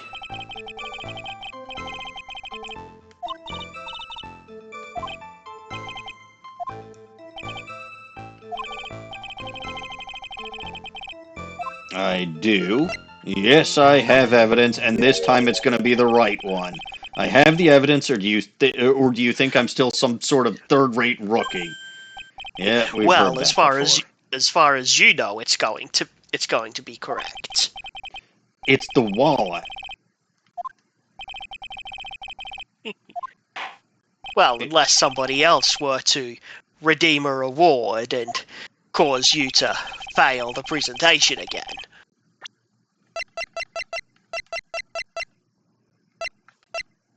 Too late! Oh, please, if I was actually gonna do it, I would have gotten there by now. I know. Mr. DeLite, this wallet belongs to you, correct? Yes, it does! I had lost it somewhere. Mr. Wright, when you find a wallet, you should report it to the police right away. Ah, no, you don't understand. This is an important piece of evidence. Evidence? Mr. DeLite, when did you first notice that you'd lost your wallet? Let's see. I think it was on the night of the crime, but I know I still had it when Desi and I went out for dinner. This wallet was found at approximately 1 a.m. at KB Security Headquarters. What? Surely you're not serious. Don't call me Shirley. But yes, I am serious. This proves that Mr. DeLite was, in fact, at KB Security that night. Oh. So if the defendant was at KB Security at 1 o'clock in the morning, then that proves that he has a watertight alibi. No! Furthermore, considering the distance between Lordley Taylor and KB Security, which, what's his name, Larry Butts was convenient enough to tell us, it would have taken 30 minutes to get there by car, according to Larry anyway. Well, Mr. Godot, do you have anything to say? And stop drinking that coffee. See, you shouldn't have let him get away with it to begin with. Because now he's never going to stop. Come on, Mr. Thief. Don't let this guy beat you. Tell him why he's wrong. You're the only one who calls me thief, Mr. Godot. All right, I'll try. Do it. I will. Godot said he only gets to testify once. He's really got Mr. DeLite all worked up. I don't know why. Yeah, he's like a kid at his first day of school. Look, just ridiculous! Why would I have dropped my wallet at KB Security? Someone must have planted it there to make it look like I was there, and not at the heist! Planted it there? He's really reaching now. Mr. DeLite, you probably dropped your wallet when you took it to use when you took it out to use this, didn't you? The key card to KB Security's CEO's office.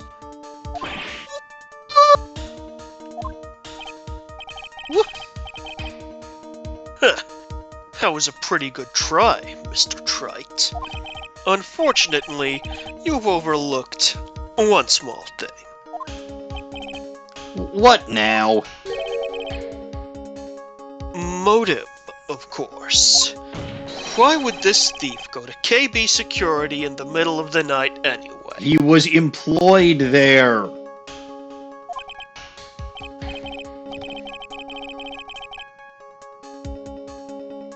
But failing that, it's the blackmail letter. Well, Mr. Wright, it looks like you need some more evidence after all. Grr, this stupid kid. Now then, let's see your evidence. The evidence that shows why Mr. DeLite went to blah blah blah blah blah. It's the green envelope.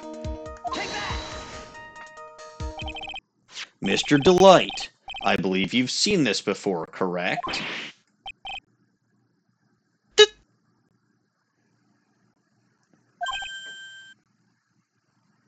Oh! Interesting. What is it? A blackmail letter. That's what it looks like from the contents. Blackmail? Black like your coffee, yes. Yes, basically it says, bring $50,000. That certainly sounds like blackmail, all right. At the time of the theft, Mr. DeLite was dealing with the blackmailer himself. In KB Security's... Why do I get a feeling this is going to backfire? Like, immensely? Like, immensely? In KB Security's CEO's office, a full half an hour away from the scene of the crime. Woohoo! Well, that's another one anyway. And No! his animation for that is just drinking his coffee faster. Order! Order! Order! So, when the theft of the urn occurred, the defendant was at KB Security. It looks like a perfect case for the defense. Shit! You may see it as the perfect case, Judge. But to me, well, let's just say the Micado Blend number 107 impresses me a lot more. I thought you hated that one because it was too bitter. Make up your mind, buddy. What are you trying to say? You say the thief was blackmailed by the CEO of a security company. But did you actually investigate this CEO at all? Well, no, I guess not. Accusing a man of blackmail with no proof? I'm not sure what I think of that. Not sure what I think of that. At least I know what I think of you. Good point. I'm not sure what I think of it myself. You claim the defendant entered the CEO's office, but you will need at least one witness to corroborate. Oh good, Larry Butts. Nick, I think we're going to have to track down the CEO guy. What do you want to bet he's dead? No, we don't have to track down the CEO at all. What do you mean by that, Mr. Trite? there is someone else? I mean, I guess Larry Butts. Do we really want him testifying, though? Oh, hey, Godot is age question mark. A prosecutor who is shrouded in mystery. He seems to know me somehow.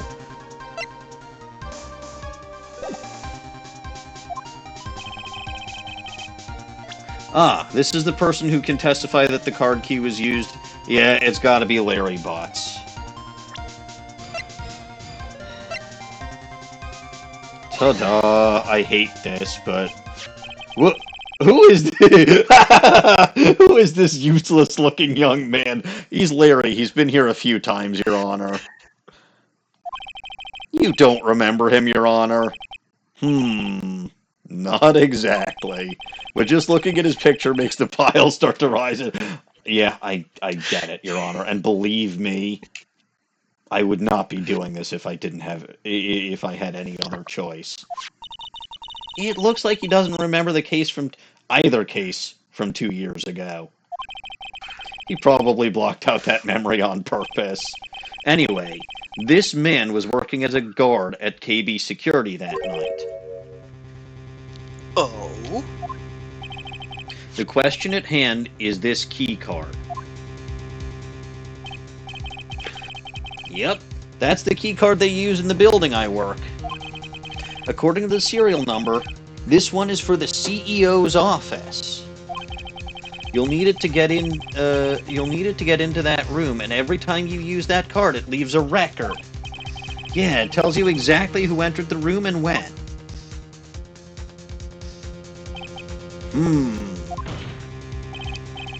As you can see, there's no need to investigate the CEO of KB Security. We should be able to discover the truth simply by analyzing this keycard's data. Whoa!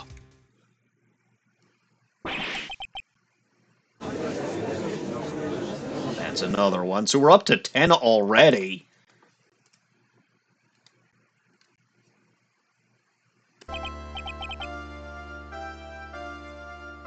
Well, Mr. Godot? The name of the CEO of KB Security is Kane Bullard. Makes sense. And I was KB, unable to KB. contact him. Indeed.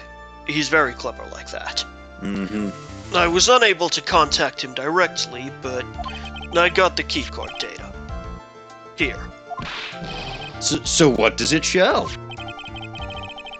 Each keycard has its own serial number, and they leave detailed records of their use.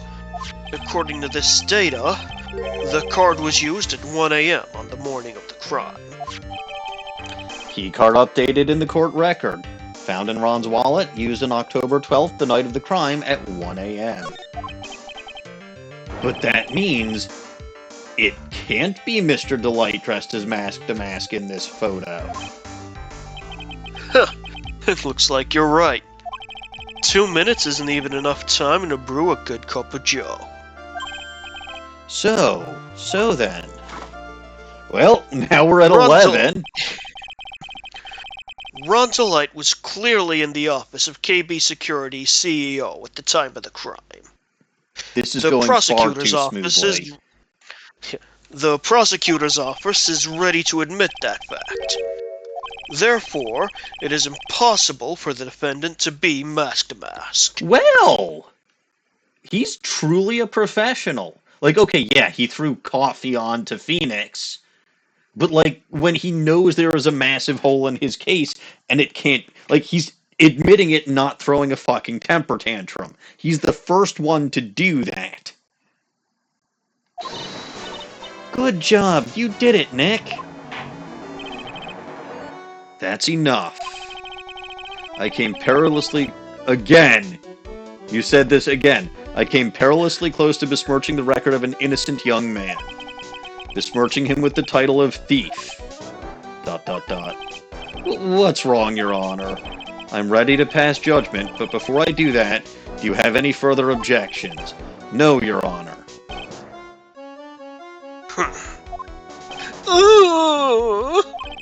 Very well.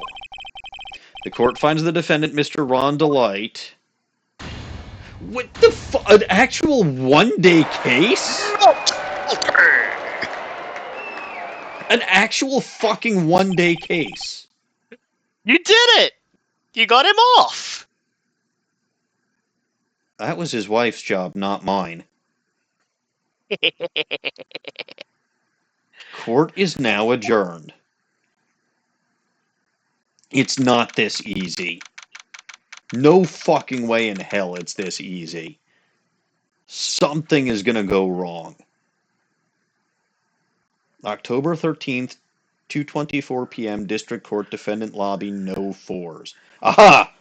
I spy a contradiction. It says no fours, but there's a 4 in 224. Lies. Nick, you did it. You were right after all. Actually, I'm a little bit ashamed of myself. Nicky boy. Oh, Ms. DeLite. I knew you could do it. I believed in you all along, Nicky boy. I don't know how I can ever repay you. Aw, shucks. Thanks, Ms. DeLite. I just know I'm blushing. Well, she is cute, yes. Congratulations, Mr. Nick. Oh, pearls. I've got a bad feeling about this. I didn't even need Mia this time, did I? Yeah, no, this has gone way too fucking you did smoothly. This all by yourself. This is for an introduction case of a new prosecutor. This has gone way too fucking smoothly. Gasp, who is this woman? Oh, she's nobody. She's just, You're blushing. How dare you do this in front of Mystic Maya? She's the defendant's wife. She just slapped Phoenix again. You should be ashamed of yourself. Ouch, she slapped me. Pearly. This woman is Ms. Desiree DeLite. She's our client's wife. Yes, Mr. Nick. Yes? You're even worse than I thought. Going behind the back of your own client. No, you've got it all wrong. Slap again. I'll never forgive you. Ow, a double slap. Well, anyway, all's well that ends well, right? We've got the sacred urn back and the thief has been caught. You're so right, and it's all thanks to Nicky boy here. But actually, it was you, Ms. DeLite, that brought us our urn back. Thank you from the bottom. Oh, that's another thing, right? We still technically have to figure out what the fuck is going on with this sacred urn. Because it's now saying Amy again and it's covered in pink. I still don't know what the fuck the deal is with this statue. It always looked like that. The urn? No, it didn't. Yeah. No, don't you remember? There's nothing suspicious about this at all. Stop gaslighting me. Everything has gone perfectly, and you've completed case 3-2. Accept your victory! I mean, I accept a victory, because I did get a victory, but, like, something is going to go wrong. Thank you from the bottom of my heart. Oh, please, you're embarrassing me. If we won the case, then why does this guy still look... I don't know! Oh, but I am the thief. Actually, what's the point now? I mean, you know...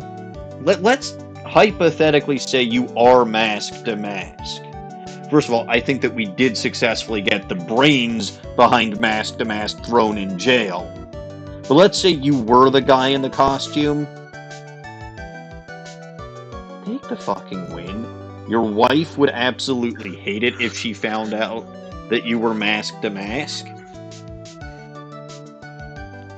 And no offense, but she's out of your goddamn league, man. So take the fucking win. And if you were trying to cover for her, you're right that there is no point now because Luke has had this dumped on his ass. As well he should. What is it, honey? I did my best for you, Ronnie. I know that, and I appreciate it, Desi. But The thing is... Come on. Give the kid some time. He's just got a little touch of the blues. You know about feeling blue, right, amigo?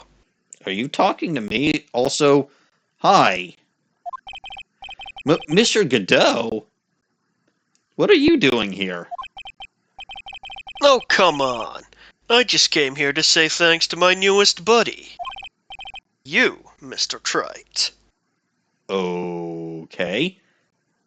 I'm sure we'll get along famously. Maybe you should learn my name before you call me buddy. Oh, playtime's over. Huh? Early this morning, the body of Kane Bullard was discovered. I fucking knew it.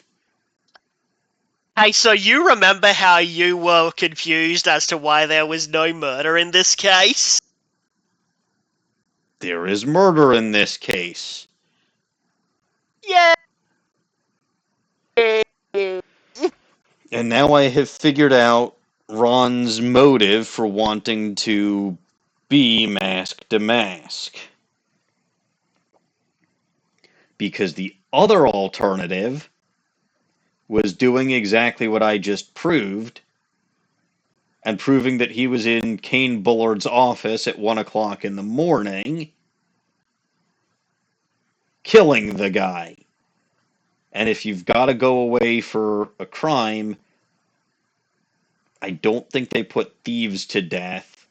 In fact, they may just give him a slap on the wrist based on what I've seen here. But they absolutely execute. They absolutely execute murderers. So, oops. The question is, did Godot realize that for the whole case and basically mastermind me into proving that Ron was there? It doesn't seem like it, because he actually tried to reach out to KB Security and specifically said that he couldn't get a hold of Kane Bullard directly, implying that he tried. Anyway, I'm sure we'll figure this out.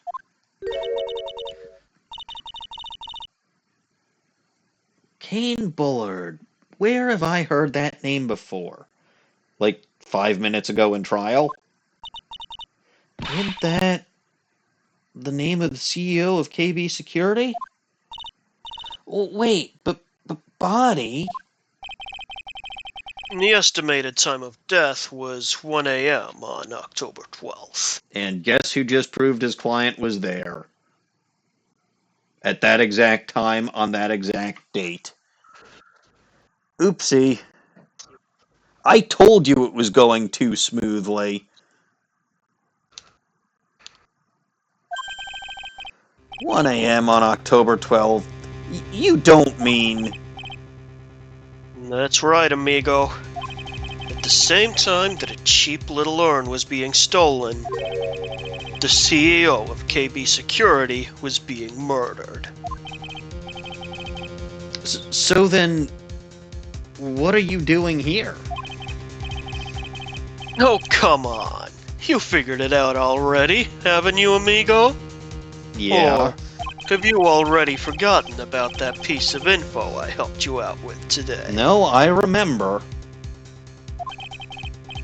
Help me out. What? On October 12th, at 1 o'clock in the morning, Ron DeLite was in the CEO's office.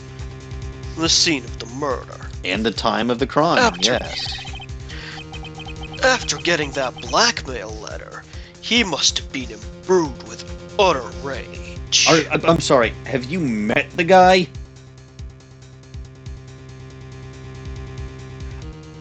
I don't think the guy is capable of being angry in the slightest. Like, at all. But go on. What are you saying? Imbued with rage? Come on, don't tell me you don't know. Ron DeLite was once an employee of KB Security. Once. He was a past tense? security guard. Well, we knew that because Larry.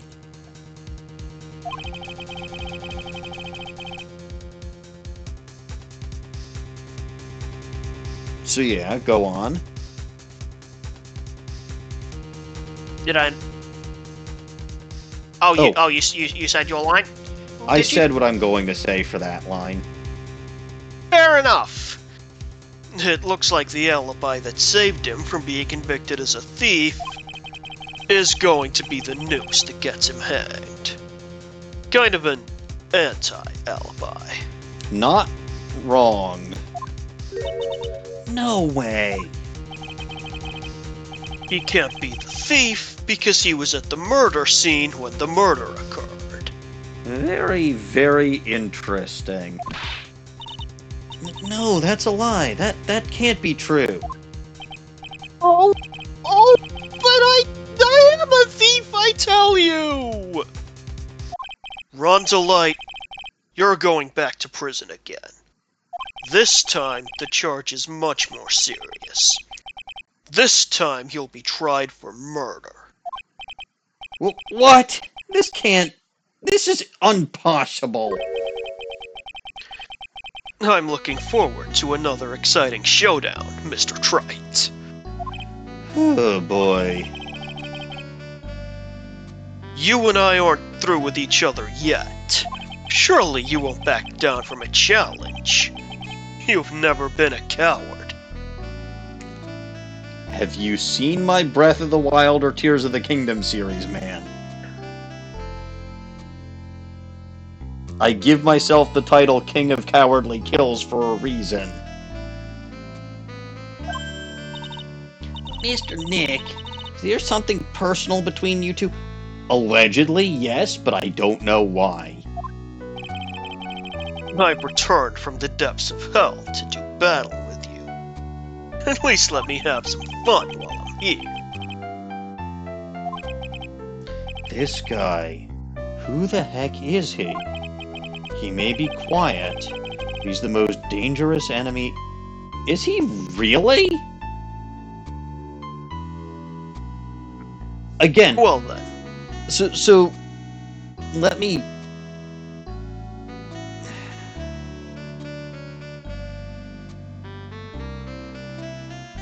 The game has to really go out of its way, because it's not the first time, it's like the second time they've specifically said something like this. Right? Last week it was, he's considered to be the best prosecutor in the country by lost as Edric, and then we find out. He's never lost! Yeah, well now he has. He absolutely has. He's 0-1 right now. That is true. He's only ever lost one case. The only case he ever prosecuted. But he's only ever lost once. So far. In his entire career. Which is short.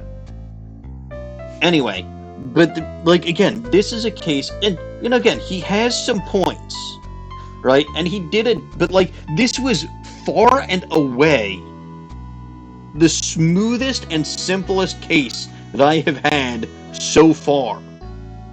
So the game might be saying he's the most dangerous enemy you've ever faced, Phoenix, but this is a case where the game is telling you instead of showing you, and I never liked that narrative device. Show me, let me come to that conclusion myself, don't tell me. Don't get me wrong. I mean, it did show you how he used the quote-unquote alibi for the thievery to create the very basis for his accusation of murder. Yes, but again, that I still, if that was his original plan to begin with, and he was basically manipulating this trial from the beginning to force me to prove, but he didn't seem to know that I had Ron's wallet. He didn't seem to know anything about the ID card, and he seemed to be relatively surprised at the fact that he couldn't get a hold of Kane Bullard when he reached out to KB Security. So I think things happened to work out in his favor. Not that he was specifically manipulating Phoenix into, basically getting this guy off from the lesser charge of thievery just to skewer him for murder. I don't believe that.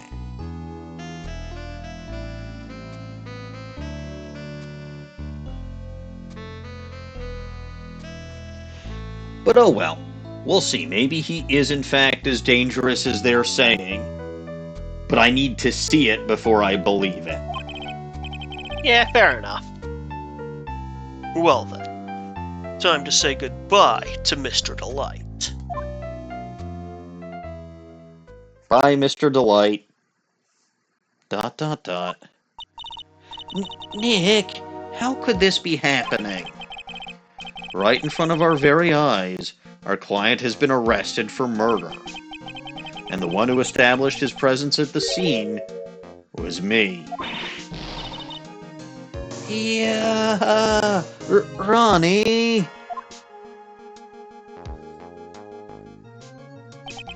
Arrested for murder on the very same day he's declared innocent of larceny. What the heck's going to happen next? To be continued. And in point of fact, I think this is a good place to stop for the evening. So let's see. Yeah, this is a very nice spot. You're a little before your scheduled time and everything. Exactly so. Oops, I did not mean to do that. No, we're not going to spoil whatever comes next. But we will... Now I know that the next scene takes place on October 13th at 3:02 p.m. in the Ride and Go law offices. Well, isn't that a shame? But I still don't know what's going to happen. Anyway, so that's going to be where I leave this story for today. I made it through the full trial, which is better than some other days, and I did so with a little time to spare.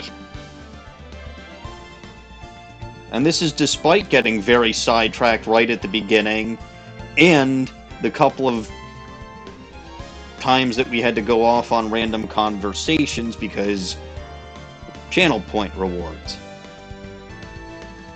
Alright, so here's the deal, everyone.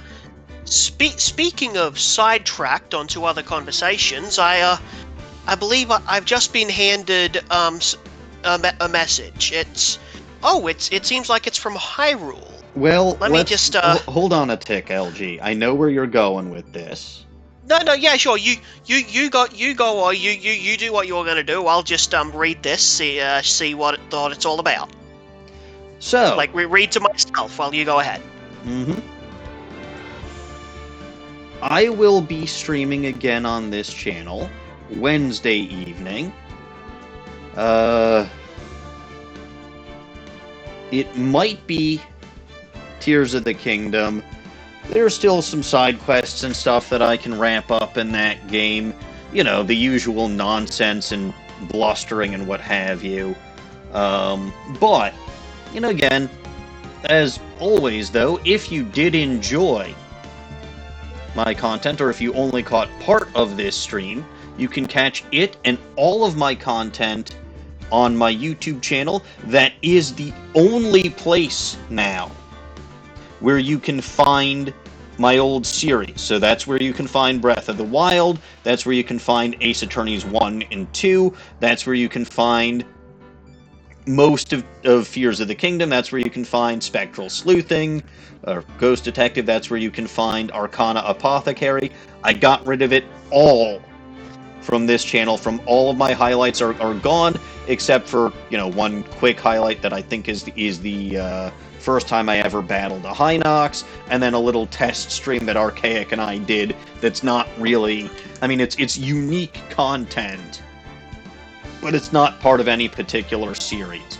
So, The YouTube channel is ad-free, so you can watch all my content there. It's not monetized, so just go and enjoy. If you do want to catch me live on my channel, though, you can catch me on my Twitch channel there. I usually go live Monday evenings and Wednesday evenings at 7:30 p.m. U.S. Central Time. I will not be, for the next couple of weeks, I will not be going live on Mondays. Actually, I also won't be going live, at all next week, because Passover preparations, and then the following week will actually be Passover proper. I think I'll be able to stream the following week on this channel, but not on Bulbagarden. Speaking of Bulbagarden, you can find me on the Bulbagarden channel as well. I just wrapped up my Alpha Sapphire Water-type run. I need to take, for Passover preparation and Passover proper. I will be gone from there for 3 weeks, so I should be back, I think it's April 27th. Yeah, I'll be back there on April 27th, but there are other fantastic streamers that you can find on that channel, such as The Caps Fan, whom you can also find on his channel there. He will be going live there Thursday evening with his Pokemon White 2 Nuzlocke. You can also find Dapper Cody, who will be going live there Wednesday. You can also find the Little Goblin Dawning Winds, who also goes live on her channel there with a blind playthrough of Hades on Sunday evenings. So, LG, what's this message you got from Hyrule? I'm gonna be real with you, Chief. It's not good. Oh? It's weird. It was delivered to me in the format of prose fiction. I'm not sure why they felt the need to deliver this very important information in such a format, but, I suppose I'll read it out to you, get across the full intent of what they're going for. Alright. So, high in the sky, above the kingdom of Hyrule, the light dragon soared through the air. Its long, serpentine body coiled and twisted its way absent-mindedly through the route it had grown accustomed to. The route it had travelled across the vast land below since it had first ascended more than a year ago. It was simple. The dragon didn't need to think about what it was doing. It didn't think about much of anything, really. It just followed the same familiar, circuitous path, day in and day out. The landscape moved along below the light dragon, its glassy eyes passively observing details as it passed them by. This day, its eyes happened to pass over a large opening in the ground below, a deep crimson substance spilling out from it and staining the surrounding land. Strangely, noticing this elicited a reaction from the light dragon. A low rumble began, deep in its throat. This was far from the first time it had seen this particular chasm, one of many currently littering the landscape. And yet that seemed to be entirely the problem. It was a strange feeling for the light dragon. This was the first time since it could remember that it had been considered anything more deeply than a passing glance. But now it was as though a fog was lifting from its mind. Vague, blurry images passed through its mind. Human-shaped figures, that same blood-red hue, and a sword?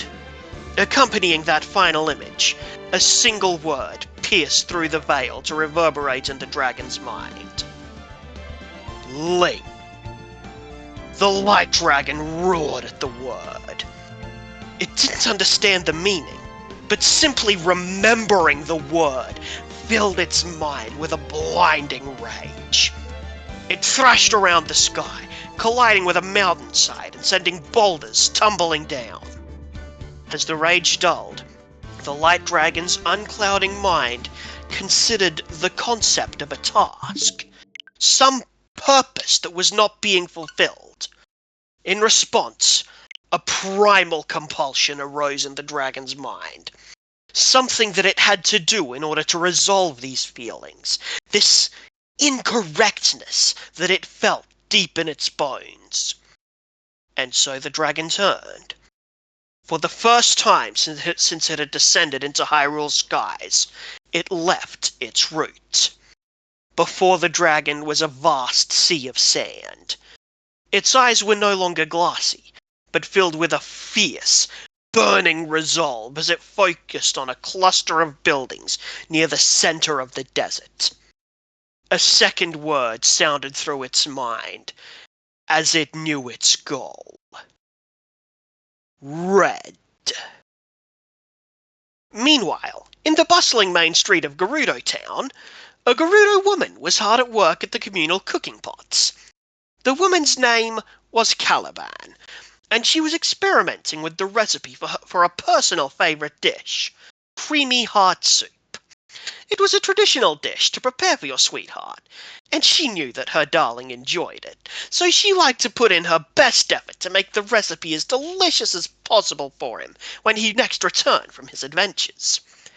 She went through the traditional steps for preparing the dish, humming to herself as she went, boiling vault fruit and hydromelon for the broth, mixing in a bottle of milk for that creamy texture, and of course, the spiritual heart of the dish, the biggest hearty radish she could find, cut into small chunks, aside from a single slice from the middle to resemble a heart floating in the bowl.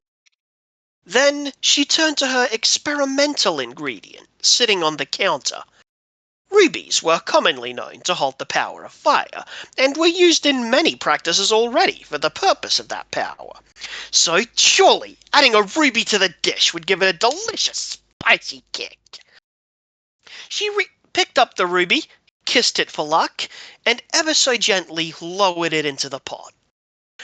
As she stirred the pot to mix through the flavor, the soup almost immediately started to thicken and turn black.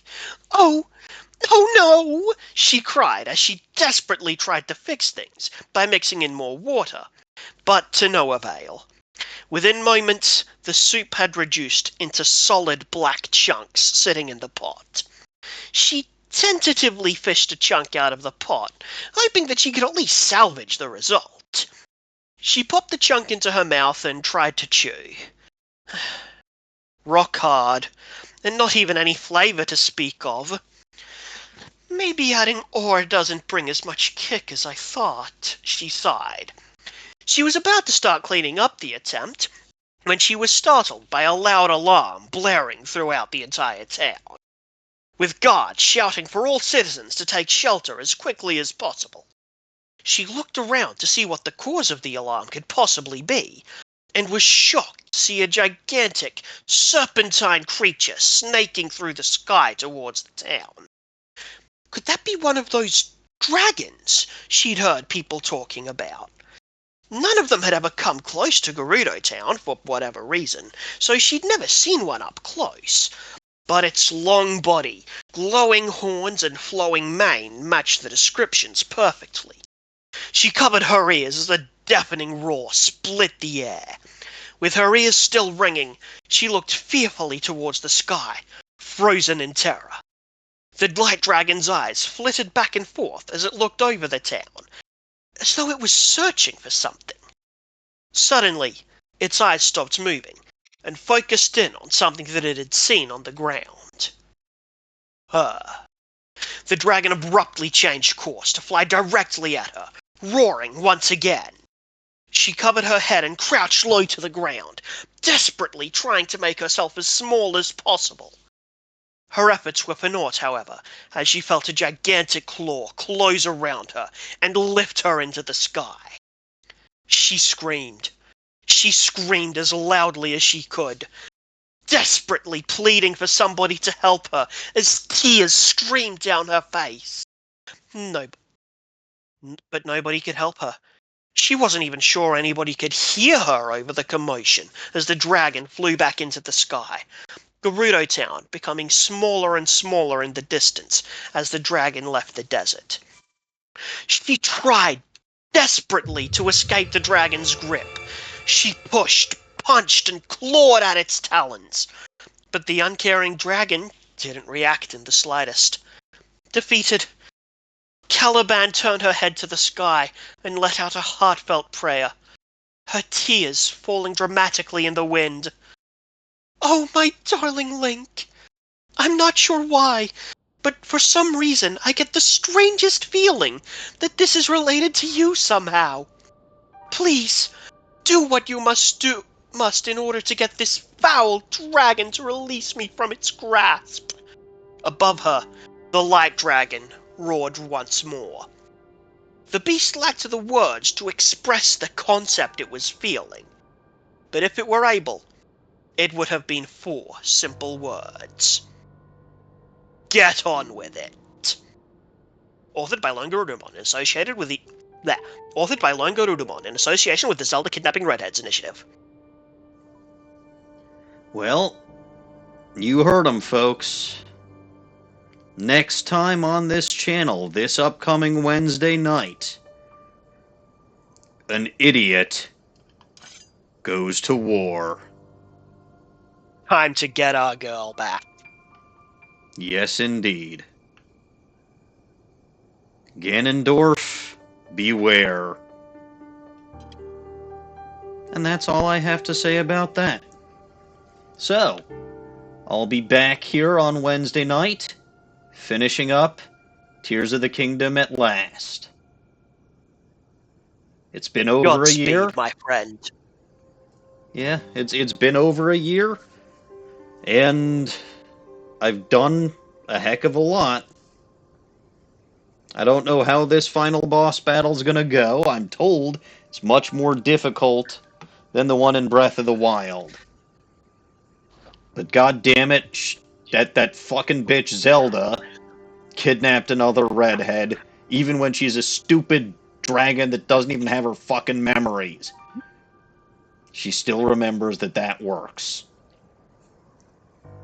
And yeah, it was LG who prompted this time. Not Dawning, not Guzmania, not even Midorikawa. Yeah, I figured it was my turn. Yep. So yeah, big stream Wednesday night. Looking forward to it because I have a plan. And we'll see how well it works. But until then, as always, I am Maniacal Engineer, and I'm never going to give you up, never going to let you down. Thank you all for watching. Hope to see you all on Wednesday. And God bless this mess. Good night, everybody.